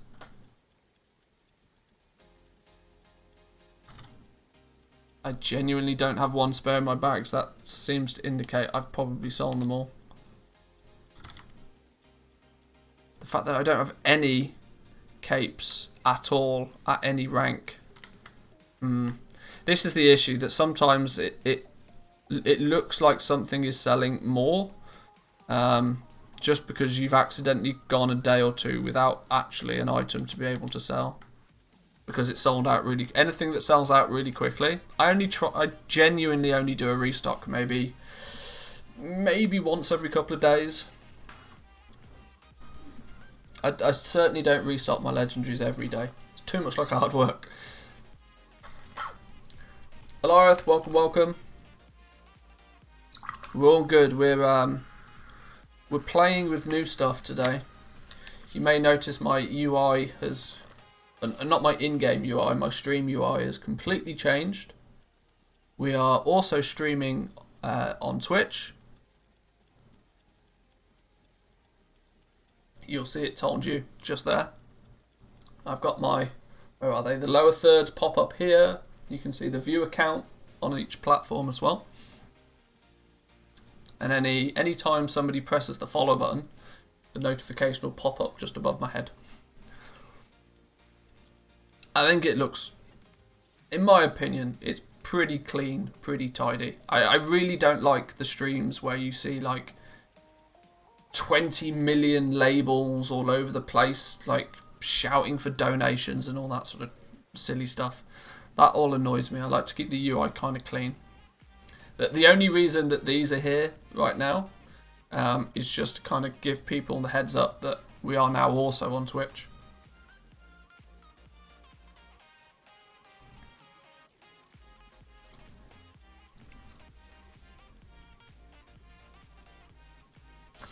Because when the technology is available, I might as well be using it.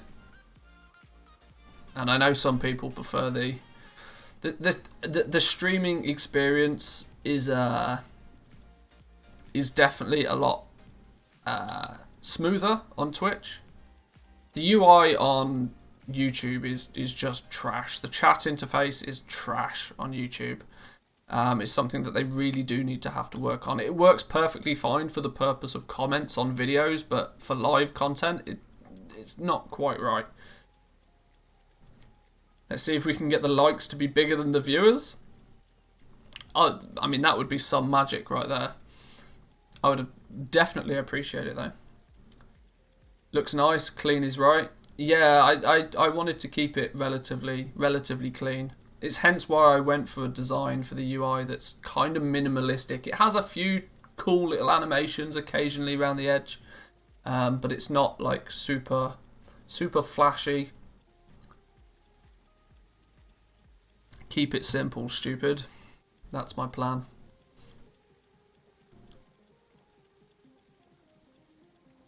Can I ask, why are you focusing on YouTube for streaming? YouTube viewers are still leading. They will do. They will do for the foreseeable future, because that's where I built my viewer base. But now I'm going to put all of this into a video because I know it's going to come up lots. But whilst YouTube has a much better potential, I mean, it easily, at the flick of a switch, could be the #1 streaming platform if they wanted to. But the problem is right now is, for starters, I don't really think that YouTube wants to dive too deep into live content. Obviously, they have it because they're the #1 video platform on the internet. But I don't think YouTube really wants to get too deep into live streaming. They're kind of quite happy to let Twitch do their thing. And there's a plus point and a down. There's pros and cons to that. YouTube, if you want to use the live streaming function on YouTube, it is best suited for, let's say, promotional events. If you stream like for 2 hours to, let's say you record a podcast. You record a podcast live, you do it once a week. The live function on YouTube for that purpose works really quite well.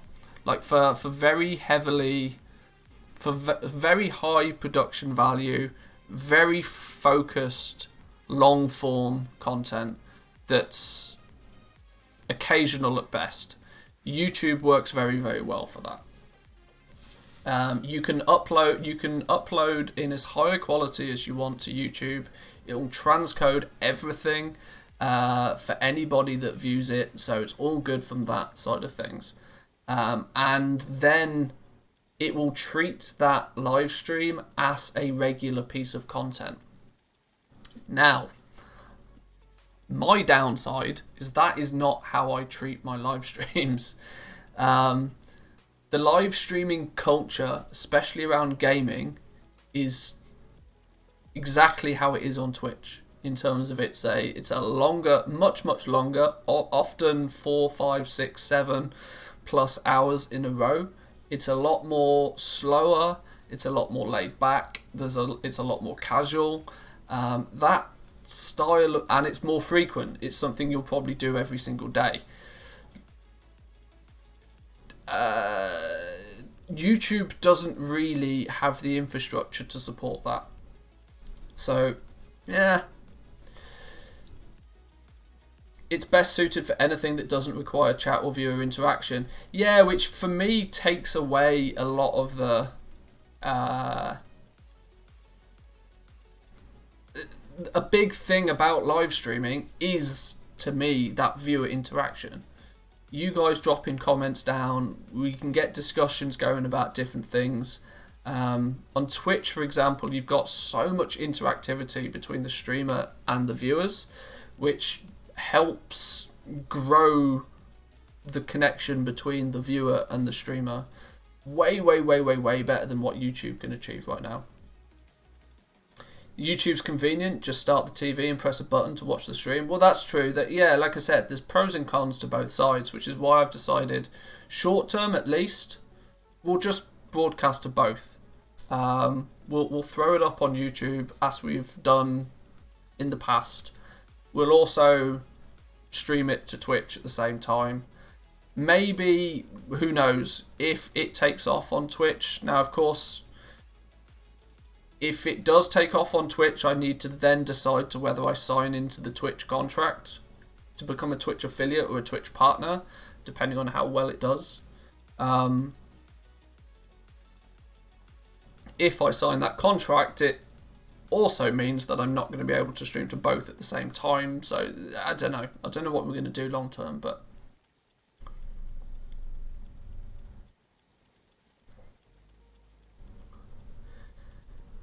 YouTube definitely could do with a UI overhaul. That's very true. The YouTube interface does feel 5 years out of date at this point, especially for live content. The Twitch UI and the interface for the viewer, this is the thing that's much better.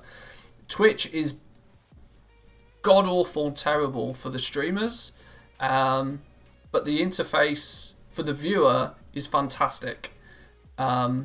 Super good interface for the viewers on Twitch in comparison to YouTube.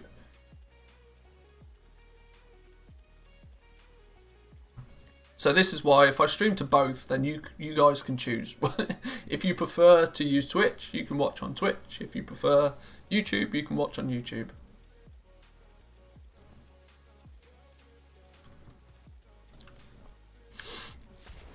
Hey, there we go. Now we're talking. Now we're getting some sales. Unbehind Helm. Oh, hang on. That's cheap. 28k for a rank 3. Costs me 24 to make one of those. 4k profit before the auction house takes its cut. It's only like, okay, that's remarkably cheap. What's going on with those? Can we fix that? Umberhide Helm. Is there a play here? 190s, trash price. 210s, way too many of them at trash price. 225s, oh god, there's loads of them. Who trashed the price on these then? It went from a reasonable 38k down to 32 in one jump. Then from 32 down to 27 in one jump. Or 28 in one jump, and that's where it sits at now. This is the problem. People doing 4k undercuts and listing for 48 hours, ruining the game for everybody else. Whatever.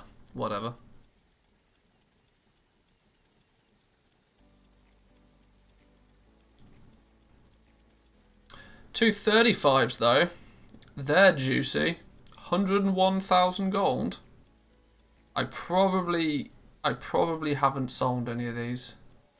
I can't imagine I'll have sold a rank 4 Umberhide Helm for 100k. It'd be nice if I had. Should we find out?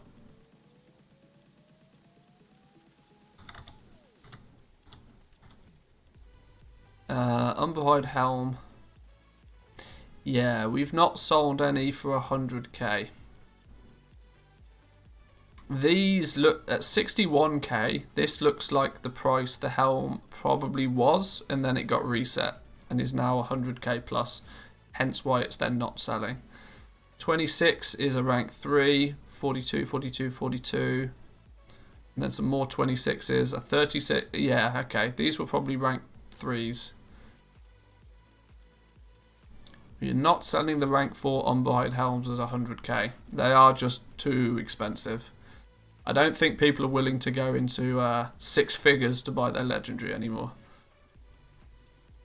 At least I certainly wouldn't. Holy smoke.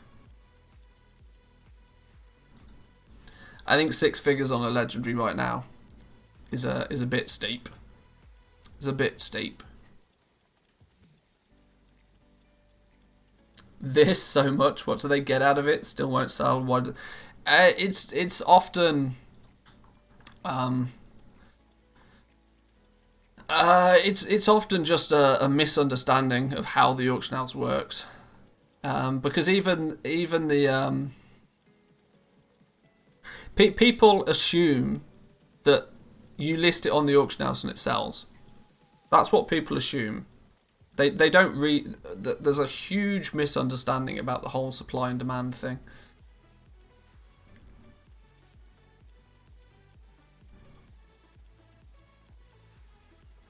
And the issue is only compounded by the last in, first out system that the auction house now uses. Well, actually, saying that, when you think about it, legendaries aren't affected by last in, first out. They are and they aren't.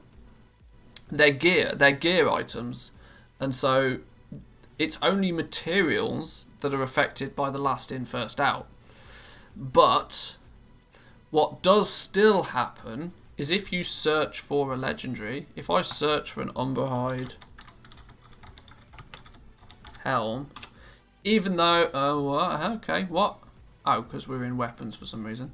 If we search for an Umberhide Helm, although it's not necessarily last in, first out, it does order them based on that.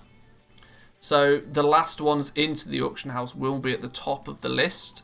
Doesn't necessarily mean that somebody can't go in and buy one. You could go in and you could buy one at 8k, or you could buy one at 7.9k. It's not technically last in, first out like it is with materials, but it's still, this is why the cancel scan is still a thing. Even if you're not actually undercutting, it still puts your item at the top of the list. And just like when you search for something on Google, you're likely to click the one at the top, because why wouldn't you? They think it gets them instantaneous sales too. Well, this is it. Like, most people, if they do a deep 4K undercut on an item and then it still doesn't sell, you would kind of hope that maybe they learn from that. But the problem is they have to make that mistake at least once before they realise it. Got a Fire Mage with mining and herbalism. I do some gold farming and sell materials. Now I'm leveling my shaman from 50 to 60. What professions do you suggest with him? Well, I mean, it depends entirely on the amount of gold that you've got. If you're just leveling, then there's no reason that you couldn't also have mining and herbalism on that character. Because you can't really step into crafting professions without a sizable amount of gold, you know, to spend crafting items. So it's kind of up to you. It doesn't really make much difference. I mean, you could... Skinning's not a bad one for while you're leveling, simply for the fact that when you are leveling, most of the time people spend their time leveling by doing questing. And then, you know, as you're questing, you're killing things, and then if you skin them, you know, it's a nice way of making some gold whilst you level. Once you hit 60 though, you may want to reconsider.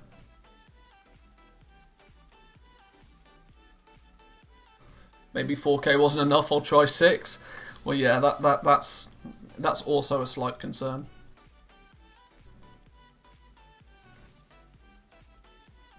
Hey, Samadan, welcome, my friend. Welcome. How's things in Legendary Land? Pretty legendary. I can't lie. Definitely can't complain, let's put it that way. Interesting to see you've joined us on YouTube. I would have expected you to have jumped in on Twitch. Everybody say hi to Samadan. We went over the weekly economy report earlier. Some interesting reads in that one.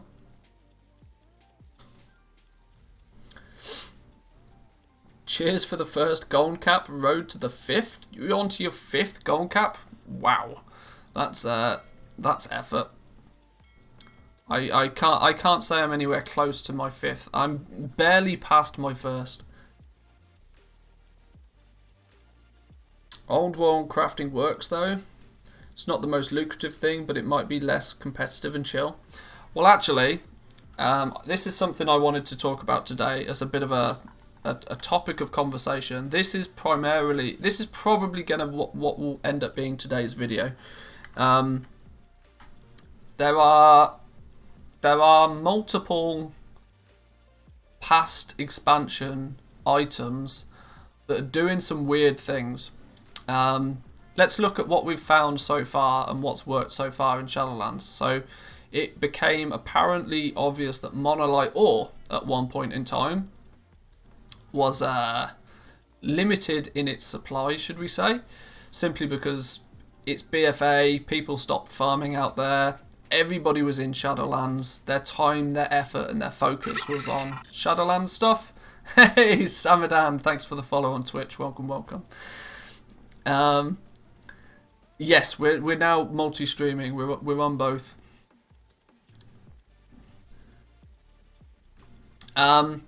So monolite ore did a bit of a madness.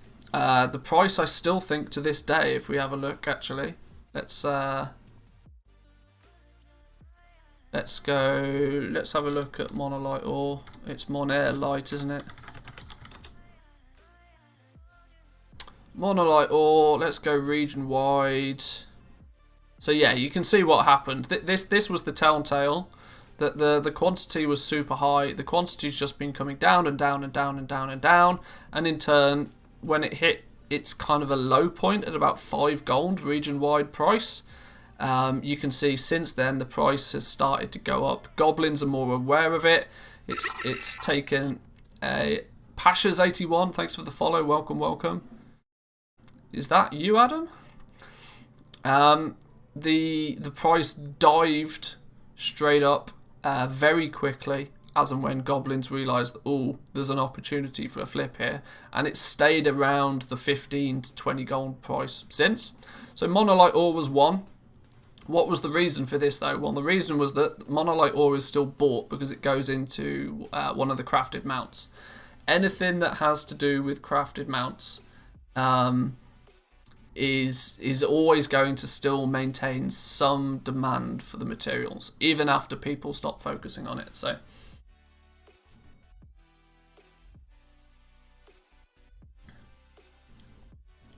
local icons and national treasures. I'll take it. I'll take it.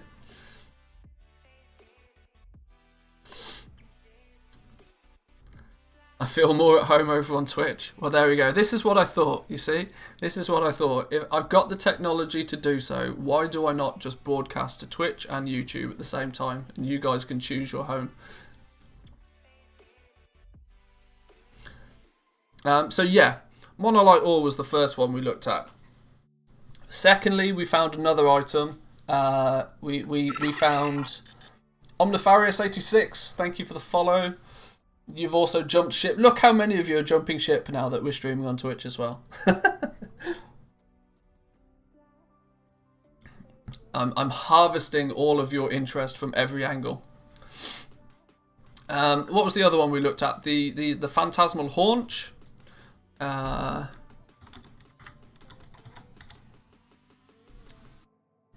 This was one that has been doing some interesting things because there was some... This was for a slightly different reason though. You can see the supply went massively up and the price came crashing down. The reason the price was crashing down here was because the meat was a byproduct of skinning basically. But as people stopped skinning as ferociously, the quantity slowly came down and still hasn't gone back up.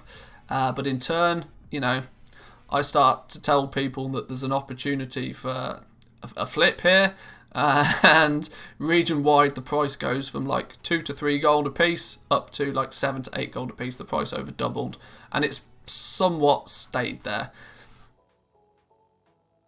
Now, you're giving away all the things I've enjoyed. I'm sorry. I might give away another one next. I might give another one away that some people aren't aware of. Samadan's hosting me. Thank you, my man. Welcome, welcome. Officially, my first host on Twitch for about 5 years. Fair play. And who's this? Rag3 Crypto. Thanks for the follow. Welcome, welcome.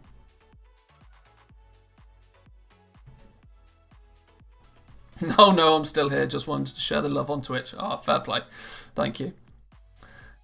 So yeah, we've seen that there's been a few items so far that if you start looking at the trends of what's happening, you can sense a pattern and you can act on that pattern. So anybody that bought a bunch of these meats, oh my god, it's popping off. Who was this? Who was this? Hey, we've got more hosts. An extra viewer. Thank you, thank you. So what are we flipping today? Well, shall I just cut to the chase? Oh, hang on. Raw cooking materials and monolite ore is basically how I went from 3k to 100k. Start doing other things. It works. It works. Definitely works. Going for the Twitch push. Yeah, man. Let's dominate all markets. So, you guys want to hear what's tomorrow's big material? Where's the next opportunity? There's another opportunity arising. This one, it's not necessarily a material. It's a crafted item. Let's see if any of you can guess it. It's a crafted item. It comes from the Legion expansion. It looks cool. And you can sit on it. And it's used by blacksmiths.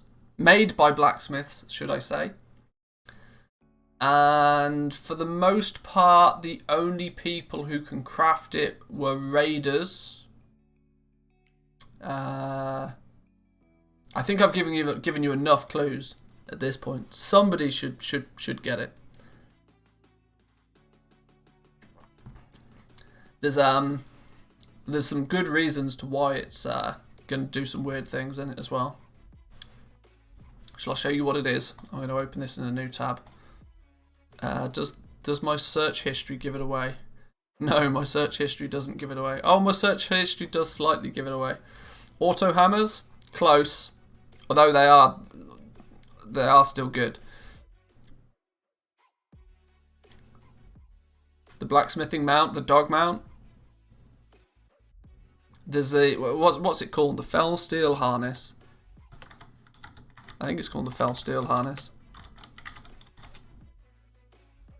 What is it? Is fell steel one word? Have I spelled fell steel wrong? Is it not even fell steel? It's probably not fell steel, is it? The hell's the name of it again? Summon harness. Steel bound harness. That's the one I was thinking of. Steel bound harness. Right.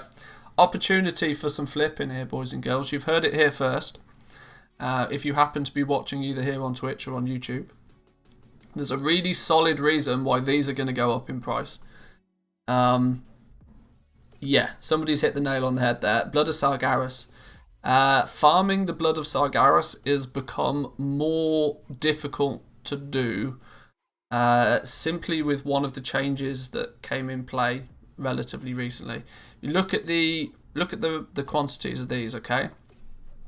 So this point here, November the 25th, was the launch of Shadowlands. Since that point, the regional price of these things has gone up slightly. It's actually coming down as it stands right now, but we'll see what happens to that. The quantity available has also come down and has bottomed out pretty low. Getting the Blood of Sargeras is a lot more difficult now than it used to be, because the enchant that goes on the shoulders, I can't remember what it's called, the boon of the... Was it Boon of the Hoarder or something? I can't remember. There's an enchant that goes on your shoulders that gives you more Blood of Sargeras when you go out and kill mobs. Or it gives you there's a chance for it to give you a loot bag, and in that loot bag there's Blood of Sargeras. But the difficulty now is that enchant doesn't work on the heirlooms the same way as it used to. Meaning that outside of just, running around and doing your world quests, because you can still technically go to the Broken Isles and you can still do your world quests for the Blood of Sargeras when you get them. But the issue is each one of the mounts uses 50 Blood of Sargeras, and if you only do the world quests out there, that's going to take way too much time for it to be even worthwhile. Boon of the Blood Hunter, that's the one. That's the one. See, I knew you guys would come through clutch. Which, yeah, in turn has made the supply of, or the ability to make these considerably more difficult than what it used to be. You certainly couldn't just spend an hour farming Blood of Sargeras, craft 2 or 3 of these, and then just have one on the auction house all the time. You technically have to put in a lot more time and effort to craft these now. That's assuming you even have the ability to craft them, because I think the pattern for this, I want to say it comes from Tychondrius. I can't remember. It was one of the raid bosses in Legion. Drops the pattern for this. So there's actually not that many blacksmiths that even have the pattern to create it in the first place. And even those that do now are seeing more complications in actually crafting the damn thing. Now, it's quite a cool mount. It's one that you should have listed on the auction house if you're a crafter anyway. The item level needs to be below 60 now for the enchant, so you're going to have to get Warden's... There you go. There you go. So it's... whereas you used to just be able to throw the enchant on an heirloom and then put that heirloom on whichever character needs to farm the Blood of Sargeras, not so much the case anymore. Done, bought 2, thank you. Well, there we go. There's somebody that doesn't mess about. But yeah, it's resulting in the fact that these are now much more complicated, should we say, to craft, or more time consuming, I guess is probably the right way of saying it. And anything that starts to become more and more time consuming is likely going to fall off people's radar of actually crafting them.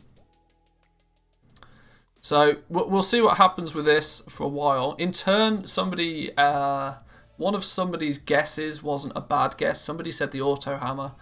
And the auto hammer is another one, actually. There's definite options around that.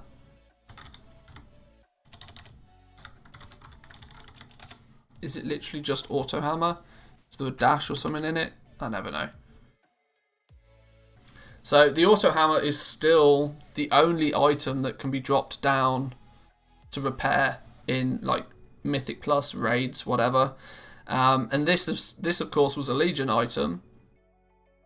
If we look at there's not too much going on with the actual item itself, but it's the materials that you need for them. The auto hammer is, if we search for it, it's using lacestrite ore. Oh, it's auto dash hammer, that's why. So it's still a sought after item. Still going to sell well if you craft them.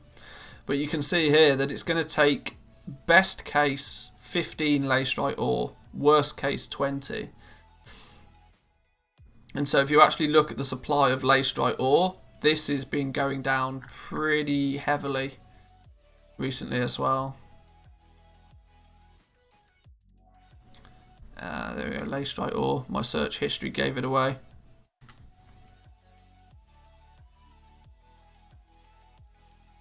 So with this one, it's similar logic to what happened with monolite ore.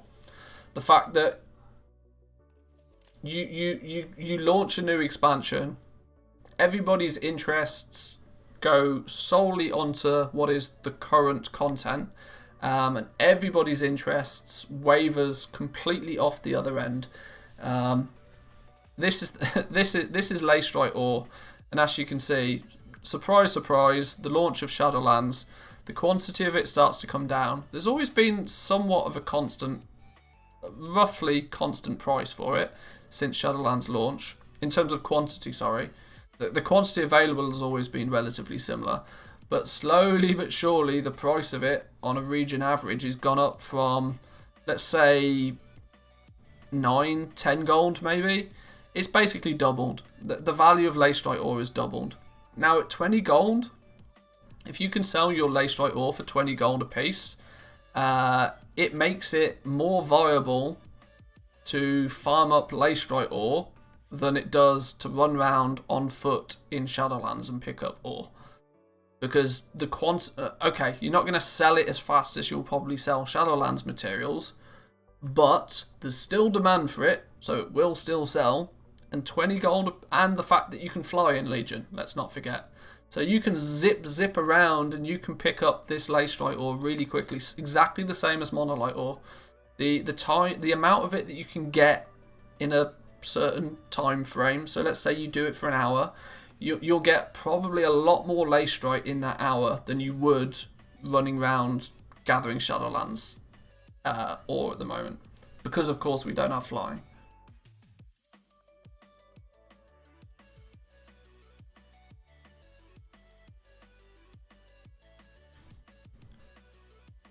Other materials come from the skinning World Quest in Legion, which is only up twice a week.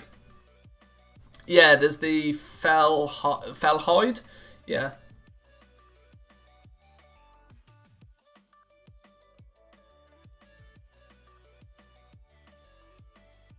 Why is Legion item quantities going to have that massive a change? They're old world content in BFA already. But there's a weird... You got to remember that people were driving forward so intently to get their Longboy in BFA. The last 6 months of BFA crashed the prices of everything because people were doing absolutely everything in their power to make as much gold as they could as quickly as they could. So people were looking like they were like, right, well, if I can't make gold in BFA, then how do I make gold back in Legion?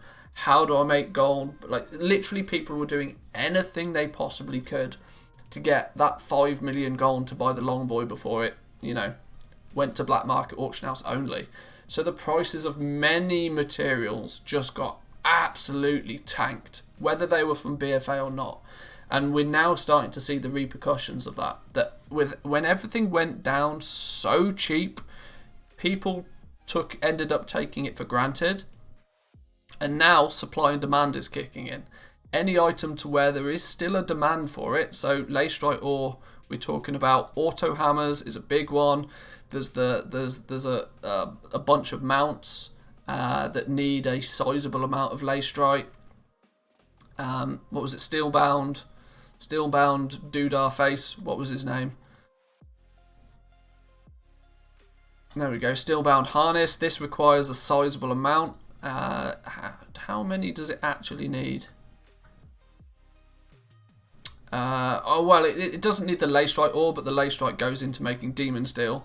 And you need 100 demon steel. So you're looking at a sizable amount of lacerite for crafting each one of these. The fellhide is obviously a bit of an issue to get your hands on as well. These things are just a bit of a pain in the ass to make from all angles. It used to be that the demon steel and the blood of Sargeras were somewhat easier to get your hands on, and these ones you needed less of them, so it was less of a thing. Every time you see a world quest, you go out and you do it, job done. These were never really the bottleneck, but now Blood of Sargeras is likely to be the bottleneck for creating these, and you need a lot of them. And at the same time, the price of lacerite is going up, and I would guess the price of fell slate? I think it's fell slate that you need to make these demon steel bars. Is it fell slate? Yeah, the amount of fell slate. I would imagine fell slate's slightly going up in value as well. Which all of this in turn, if the sale price of the mount was to stay stationary, there'd just be less and less, because the crafting costs are going up, and so you're just getting less and less and less and less and less profit.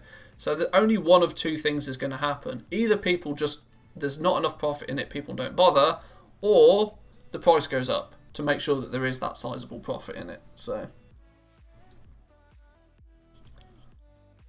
is there a website or add-on that does a decent job of tracking the Blood of Sargeras world quests? Not really. I mean, just have World Quest Tracker, which is what I would assume that you're using for BFA anyway. F for BFA. God, where is my brain for Shadowlands anyway?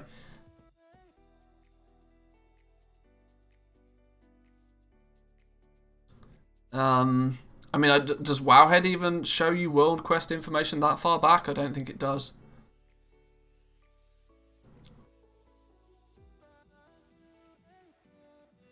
Oh, it does even. You can even go onto the Wowhead front page and it will show Legion. Oh, it shows the emissaries. Okay, it doesn't go into too much detail. I mean, you can click the World Quest map and it will show it here. But it's... yeah, I'd just use the in-game add-on.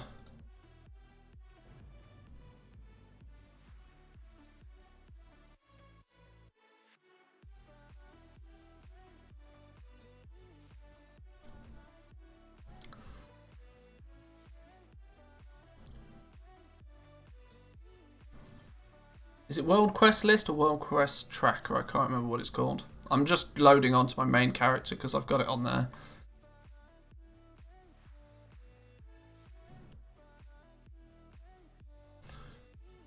Come on, game, why you be so slow today?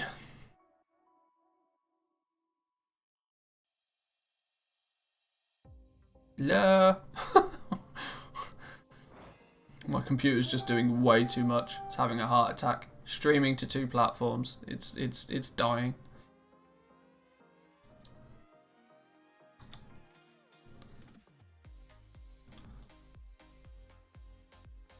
So yeah, we can go to Broken Isles. Maybe. And there we go. So this is World Quest Tracker, I believe it's called. That'll show you everything. And you can filter in this as well. So you can even go and say, right, anything that's Blood of Sargeras. Maybe. Or research quests. Or you can see that there's one in... oh, you can track them here, look.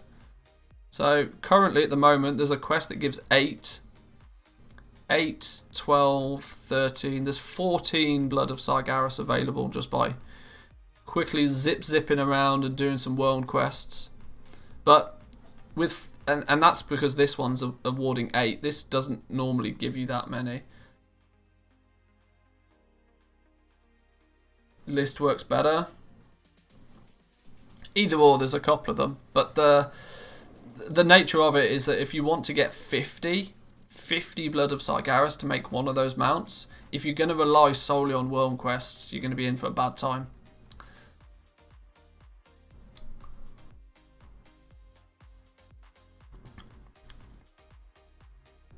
Yeah, here we go. There's the burning keys, the armies of Legion 4. Now, if you combo it up, it becomes more manageable though.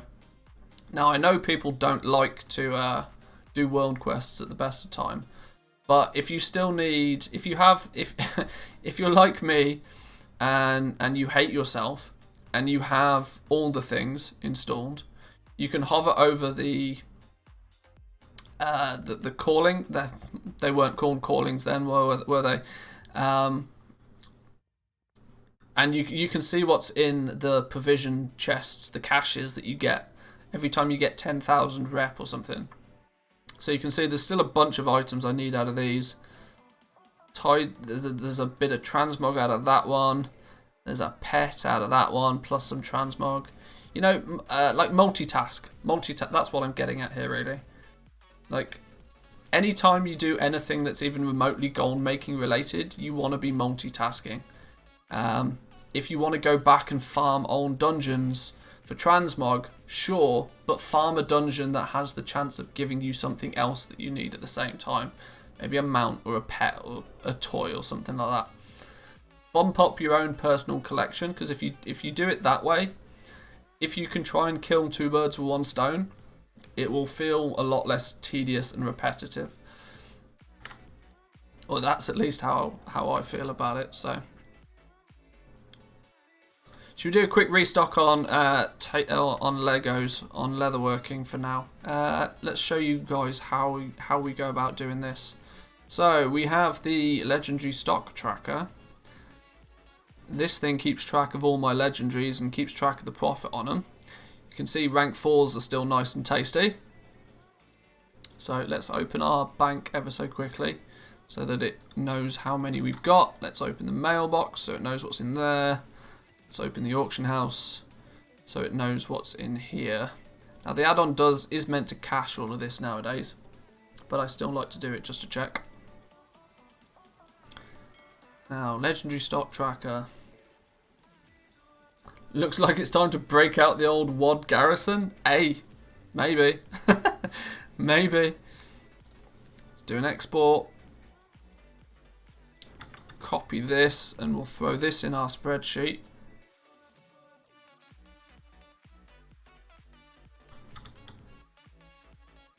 Split it across. Right, let's have a look, see what's good on this one. So we craft 1 rank 2, 2 rank 3s, and 3 rank 4s. Anything that's in a green box is something that we need to craft. So what I can do is I can copy this section and then paste it over here, because these have got formulas and stuff behind them, so you don't want to mess with those too much. Now, any zeros or negative numbers we can just get rid of.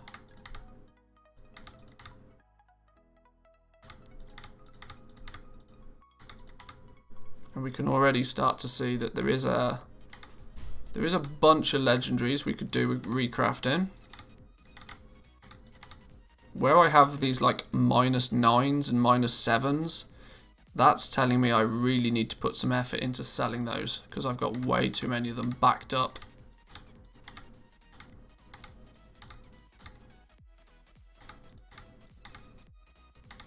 Yeah, there's a handful of ones that we need to make.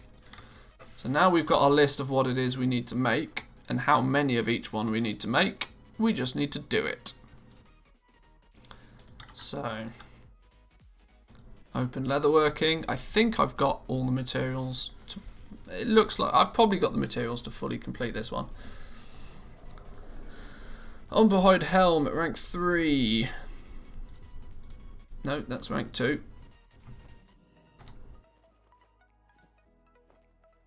Make sure to delete it off your list as you go, in case you get interrupted and have to come back to it. Pauldrons at 2, pauldrons at 3.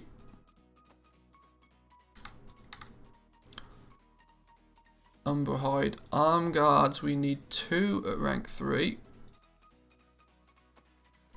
I literally meant to do this as the first thing in the stream today, and I totally forgot. And we need 1 rank 4.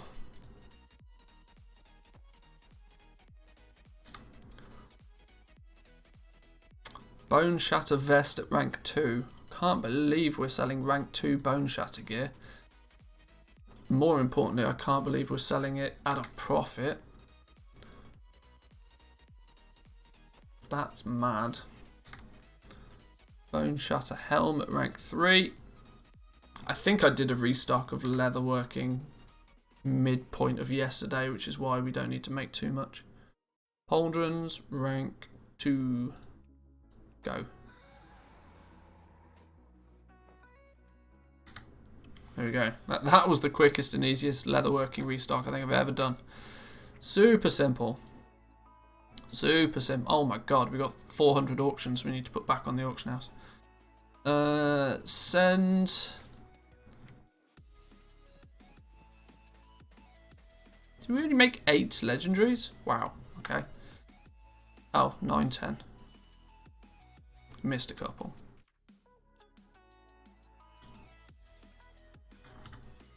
Let's get them on the auction house. We've really not sold. Oh, hang on, our bags are full. Oh, you know what I've done? I've done a cancel scan and not listed them again, haven't I?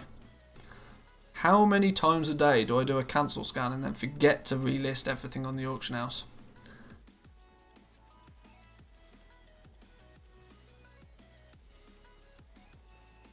Yeah, because it's only scanning 58 items. Derp. Stupid me.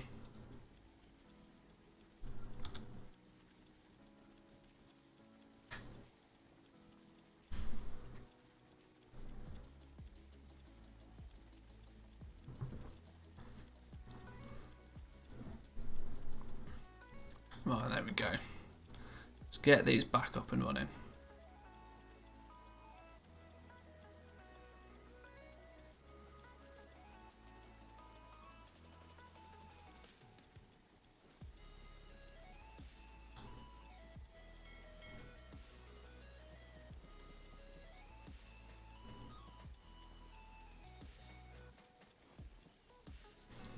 I want to continue my my quest to gather up all of the old expansion patterns.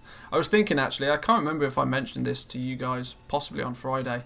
I'm thinking of basically doing a full revisit of Burning Crusade, like completing Burning Crusade. So taking my main character, taking my hunter all the way back through Burning Crusade, and just trying to, from a retail point of view, that is, because of course Burning Crusade Classic is not out yet, nor is it even alpha or beta. But I was thinking about going back and just doing everything in Burning Crusade that's possible. Farming the mounts, getting all the pets, completing all the old achievements, doing all of the quest chains from everywhere, stocking up my characters with all of the old profession stuff. For no other reason than I'm a bit of a completionist, and I do love me some all the things.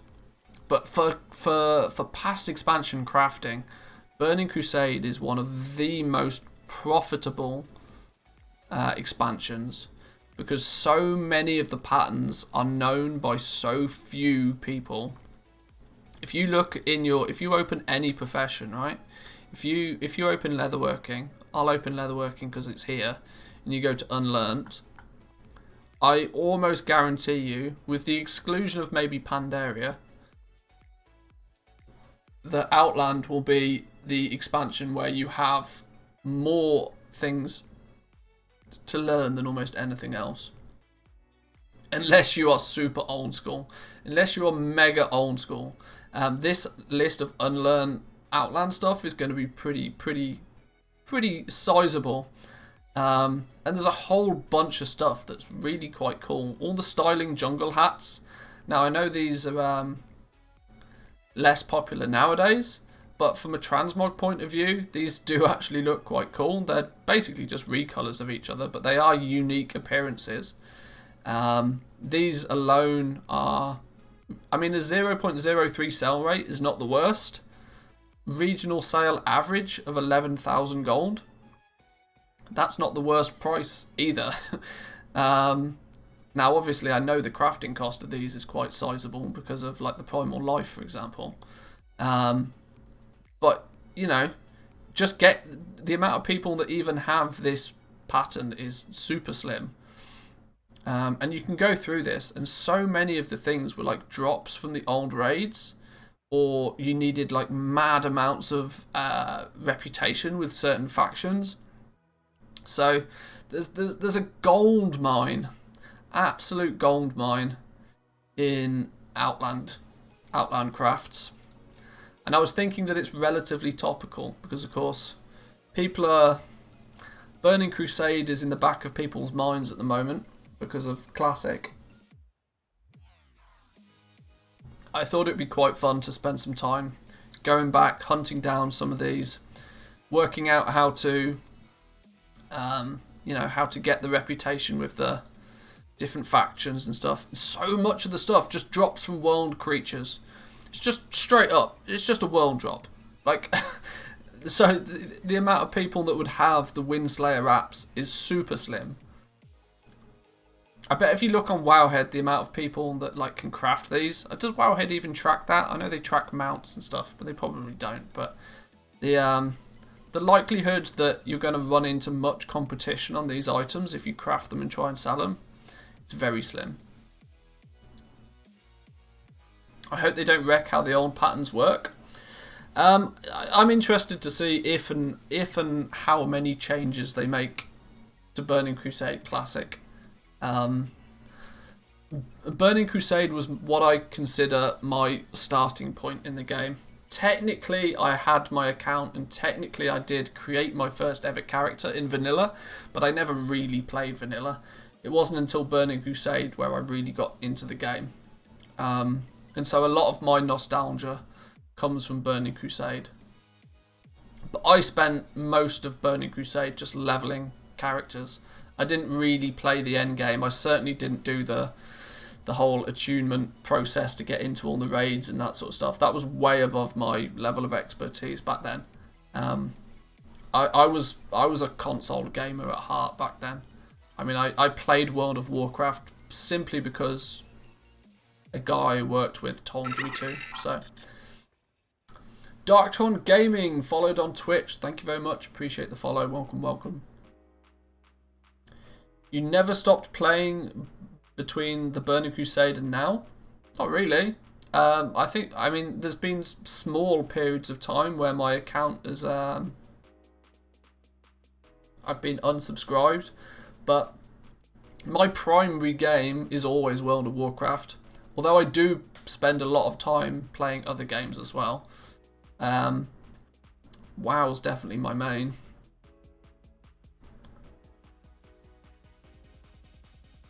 I'd say Cataclysm I didn't play a huge amount. Mr. Pandaria I played a reasonable amount. Wrath of the Lich King I played the death out of. I played Wrath a lot. It was all about leveling back then. True. I enjoyed the leveling process back then, but you got to also remember that maybe people don't realise who might not have played back then is the amount of time it took to level a character. Like, you look at it compared to now, you can get a character. I mean, you can go to the auction, you can go to the store and just buy one, but to level a character now. Oh, more followers. Thandron, thank you for the follow on Twitch. Welcome. To level a character back in Burning Crusade to get from 1 to 60, Now I know the cap was 70, but 60 to 70 didn't take all that long. But to get from 1 to 60 back then still took, I'd say most players, 150 hours, give or take. It was about 2 hours a level. Back in the day, unless you were like really powering to level through, it was about 2 hours a level. Because you had all of the downtime of like just getting places. So about 2 hours a level. So if you needed to get to 70, it was probably a comfortable 140, 150 hours minimum for most people to get a character to max level. Whereas now you can achieve the same thing in like 15 hours. I mean, it literally took 10 times longer to level a character. So if you think the amount of time it would take you to level 10 characters, you could get 10 max level characters in the time it would take you to basically get one max level character back then. The time it took to level was bonkers. But that kind of was the game. That was the thing, though. The leveling was the game. The end game was something just to kind of keep people occupied until they decided to re-roll. Well, that's how it appeared to me at the time, anyway. I know Burning Crusade, the end game was very, very good for those who got into it. I unfortunately never did. I was more of an alcoholic. I preferred to play different characters and re-roll specs and stuff. But yeah, I was thinking over the next few days or whatever, we'll do a bit of a world tour of the Burning Crusade, a world Outland tour. I guess that's an oxymoron, isn't it? You can't really have a world and then focus on one island. But I was thinking I'll go back and we'll go to each of the zones. We've got 1, 2, 3, 4, 5, 6, 7. Hey, well, look at that. We've got exactly a week's worth of content right there. Exactly a week's worth of content. Go back to each of the zones, take a look around, complete the quests that we need, try and find some of the rares that we need, if there's any pets or mounts or anything interesting from each of the zones. Maybe take a look at some of the dungeons and the raids that are within them. It's going to act as a nice way to refresh our minds of what the Burning Crusade is and was, plus ticks a bunch of boxes and all the things. I remember seeing people set records of leveling a character in 4 days /played and not understanding how they could do it that fast. Yeah. How could you possibly level a character in only 4 days played? Yeah, that was crazy. I remember my first character. I think I dinged my first character after 12 days played.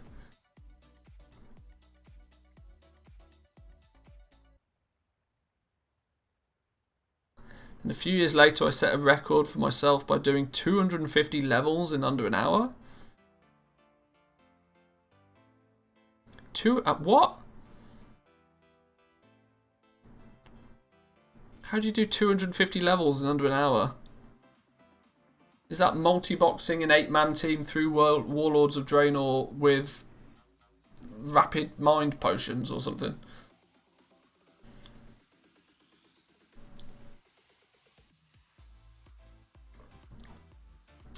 I don't know what you're getting at there, Stro, but fair play.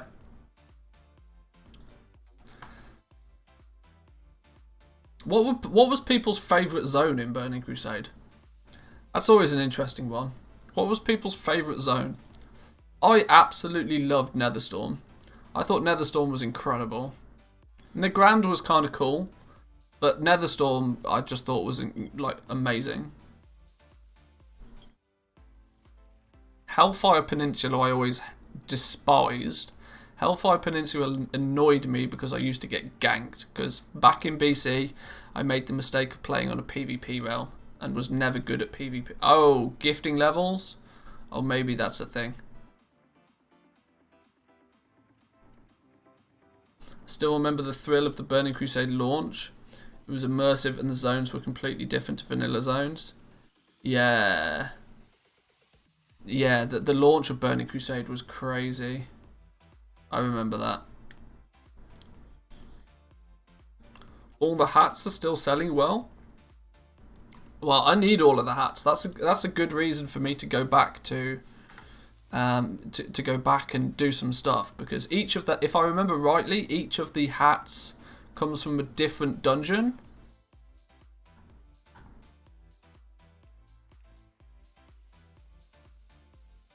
Styling purple hat comes from Shadow Labs. Jungle hat from the Black Morass. Crimson hat from Sethic Halls, and the Adventure hat from Escape from Durnholm. Okay, yeah, so to get each of the hats, we're going to have to run some old dungeons as well. Hey, there's got to be some transmog in those dungeons. There's got to be some pets in those dungeons. There's probably some other patterns in those dungeons. Loads of reasons. Alive21, thanks for the follow on Twitch. Welcome, welcome. Good to see you jumping ship. 2 times 60 to 80, 2 times 40 to 80, 2 times 20 to 80, and then I still had one alt that needed 13 levels, all on one account. But yeah, gifting from my multi-box setup. Okay, that makes sense. Yeah. Netherstorm all the way, Nagrand comes in a close second. Yeah, I would say something similar to that. Terracar Forest I never liked, it annoyed me. What was it about Terracar Forest that annoyed me? I can't really remember what it was that annoyed me about this place, but there was something that annoyed me. I don't know, I just genuinely didn't like it. And you felt like you were always here because Shatrath was always here, but... Twitch stream is faster, or I need to reload on YouTube? Possibly. YouTube was complaining earlier that my streaming setup is wrong. There probably is slightly more of a delay today on YouTube.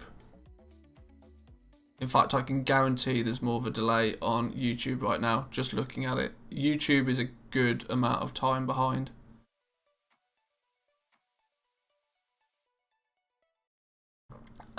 I still need to tweak and tune my multi-stream setup, I think, somehow. I'll work out how to... yeah, I'll work out how to fix the delay on YouTube.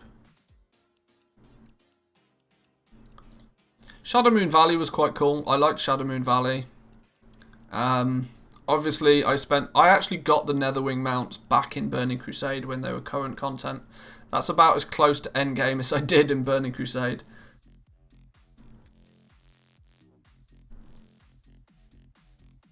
Zangarmarsh, I just didn't like the dark dinginess of Zangarmarsh. And thou shalt not speak of Blade's Edge Mountain. This place was a hellhole. So annoying to level through.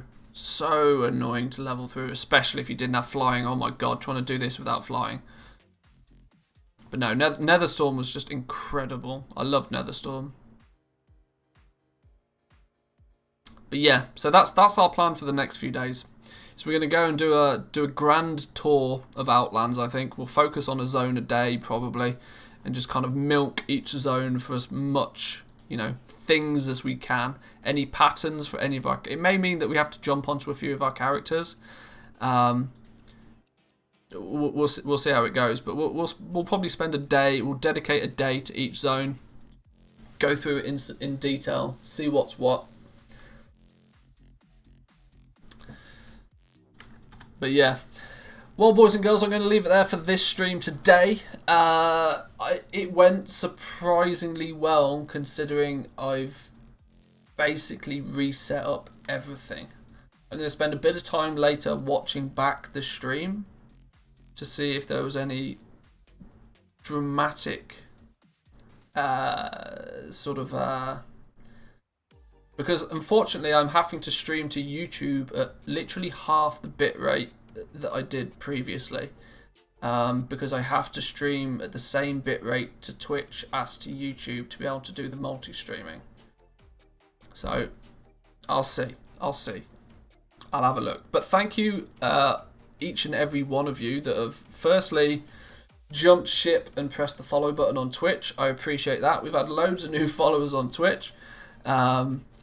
I mean, I know my account says 915 followers. We definitely don't have 915 followers. You have to remember that I was streaming on Twitch 5 years ago to get most of those.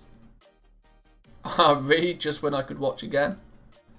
Well, this also means that if I'm streaming on Twitch as well, I have a better flexibility for the VODs.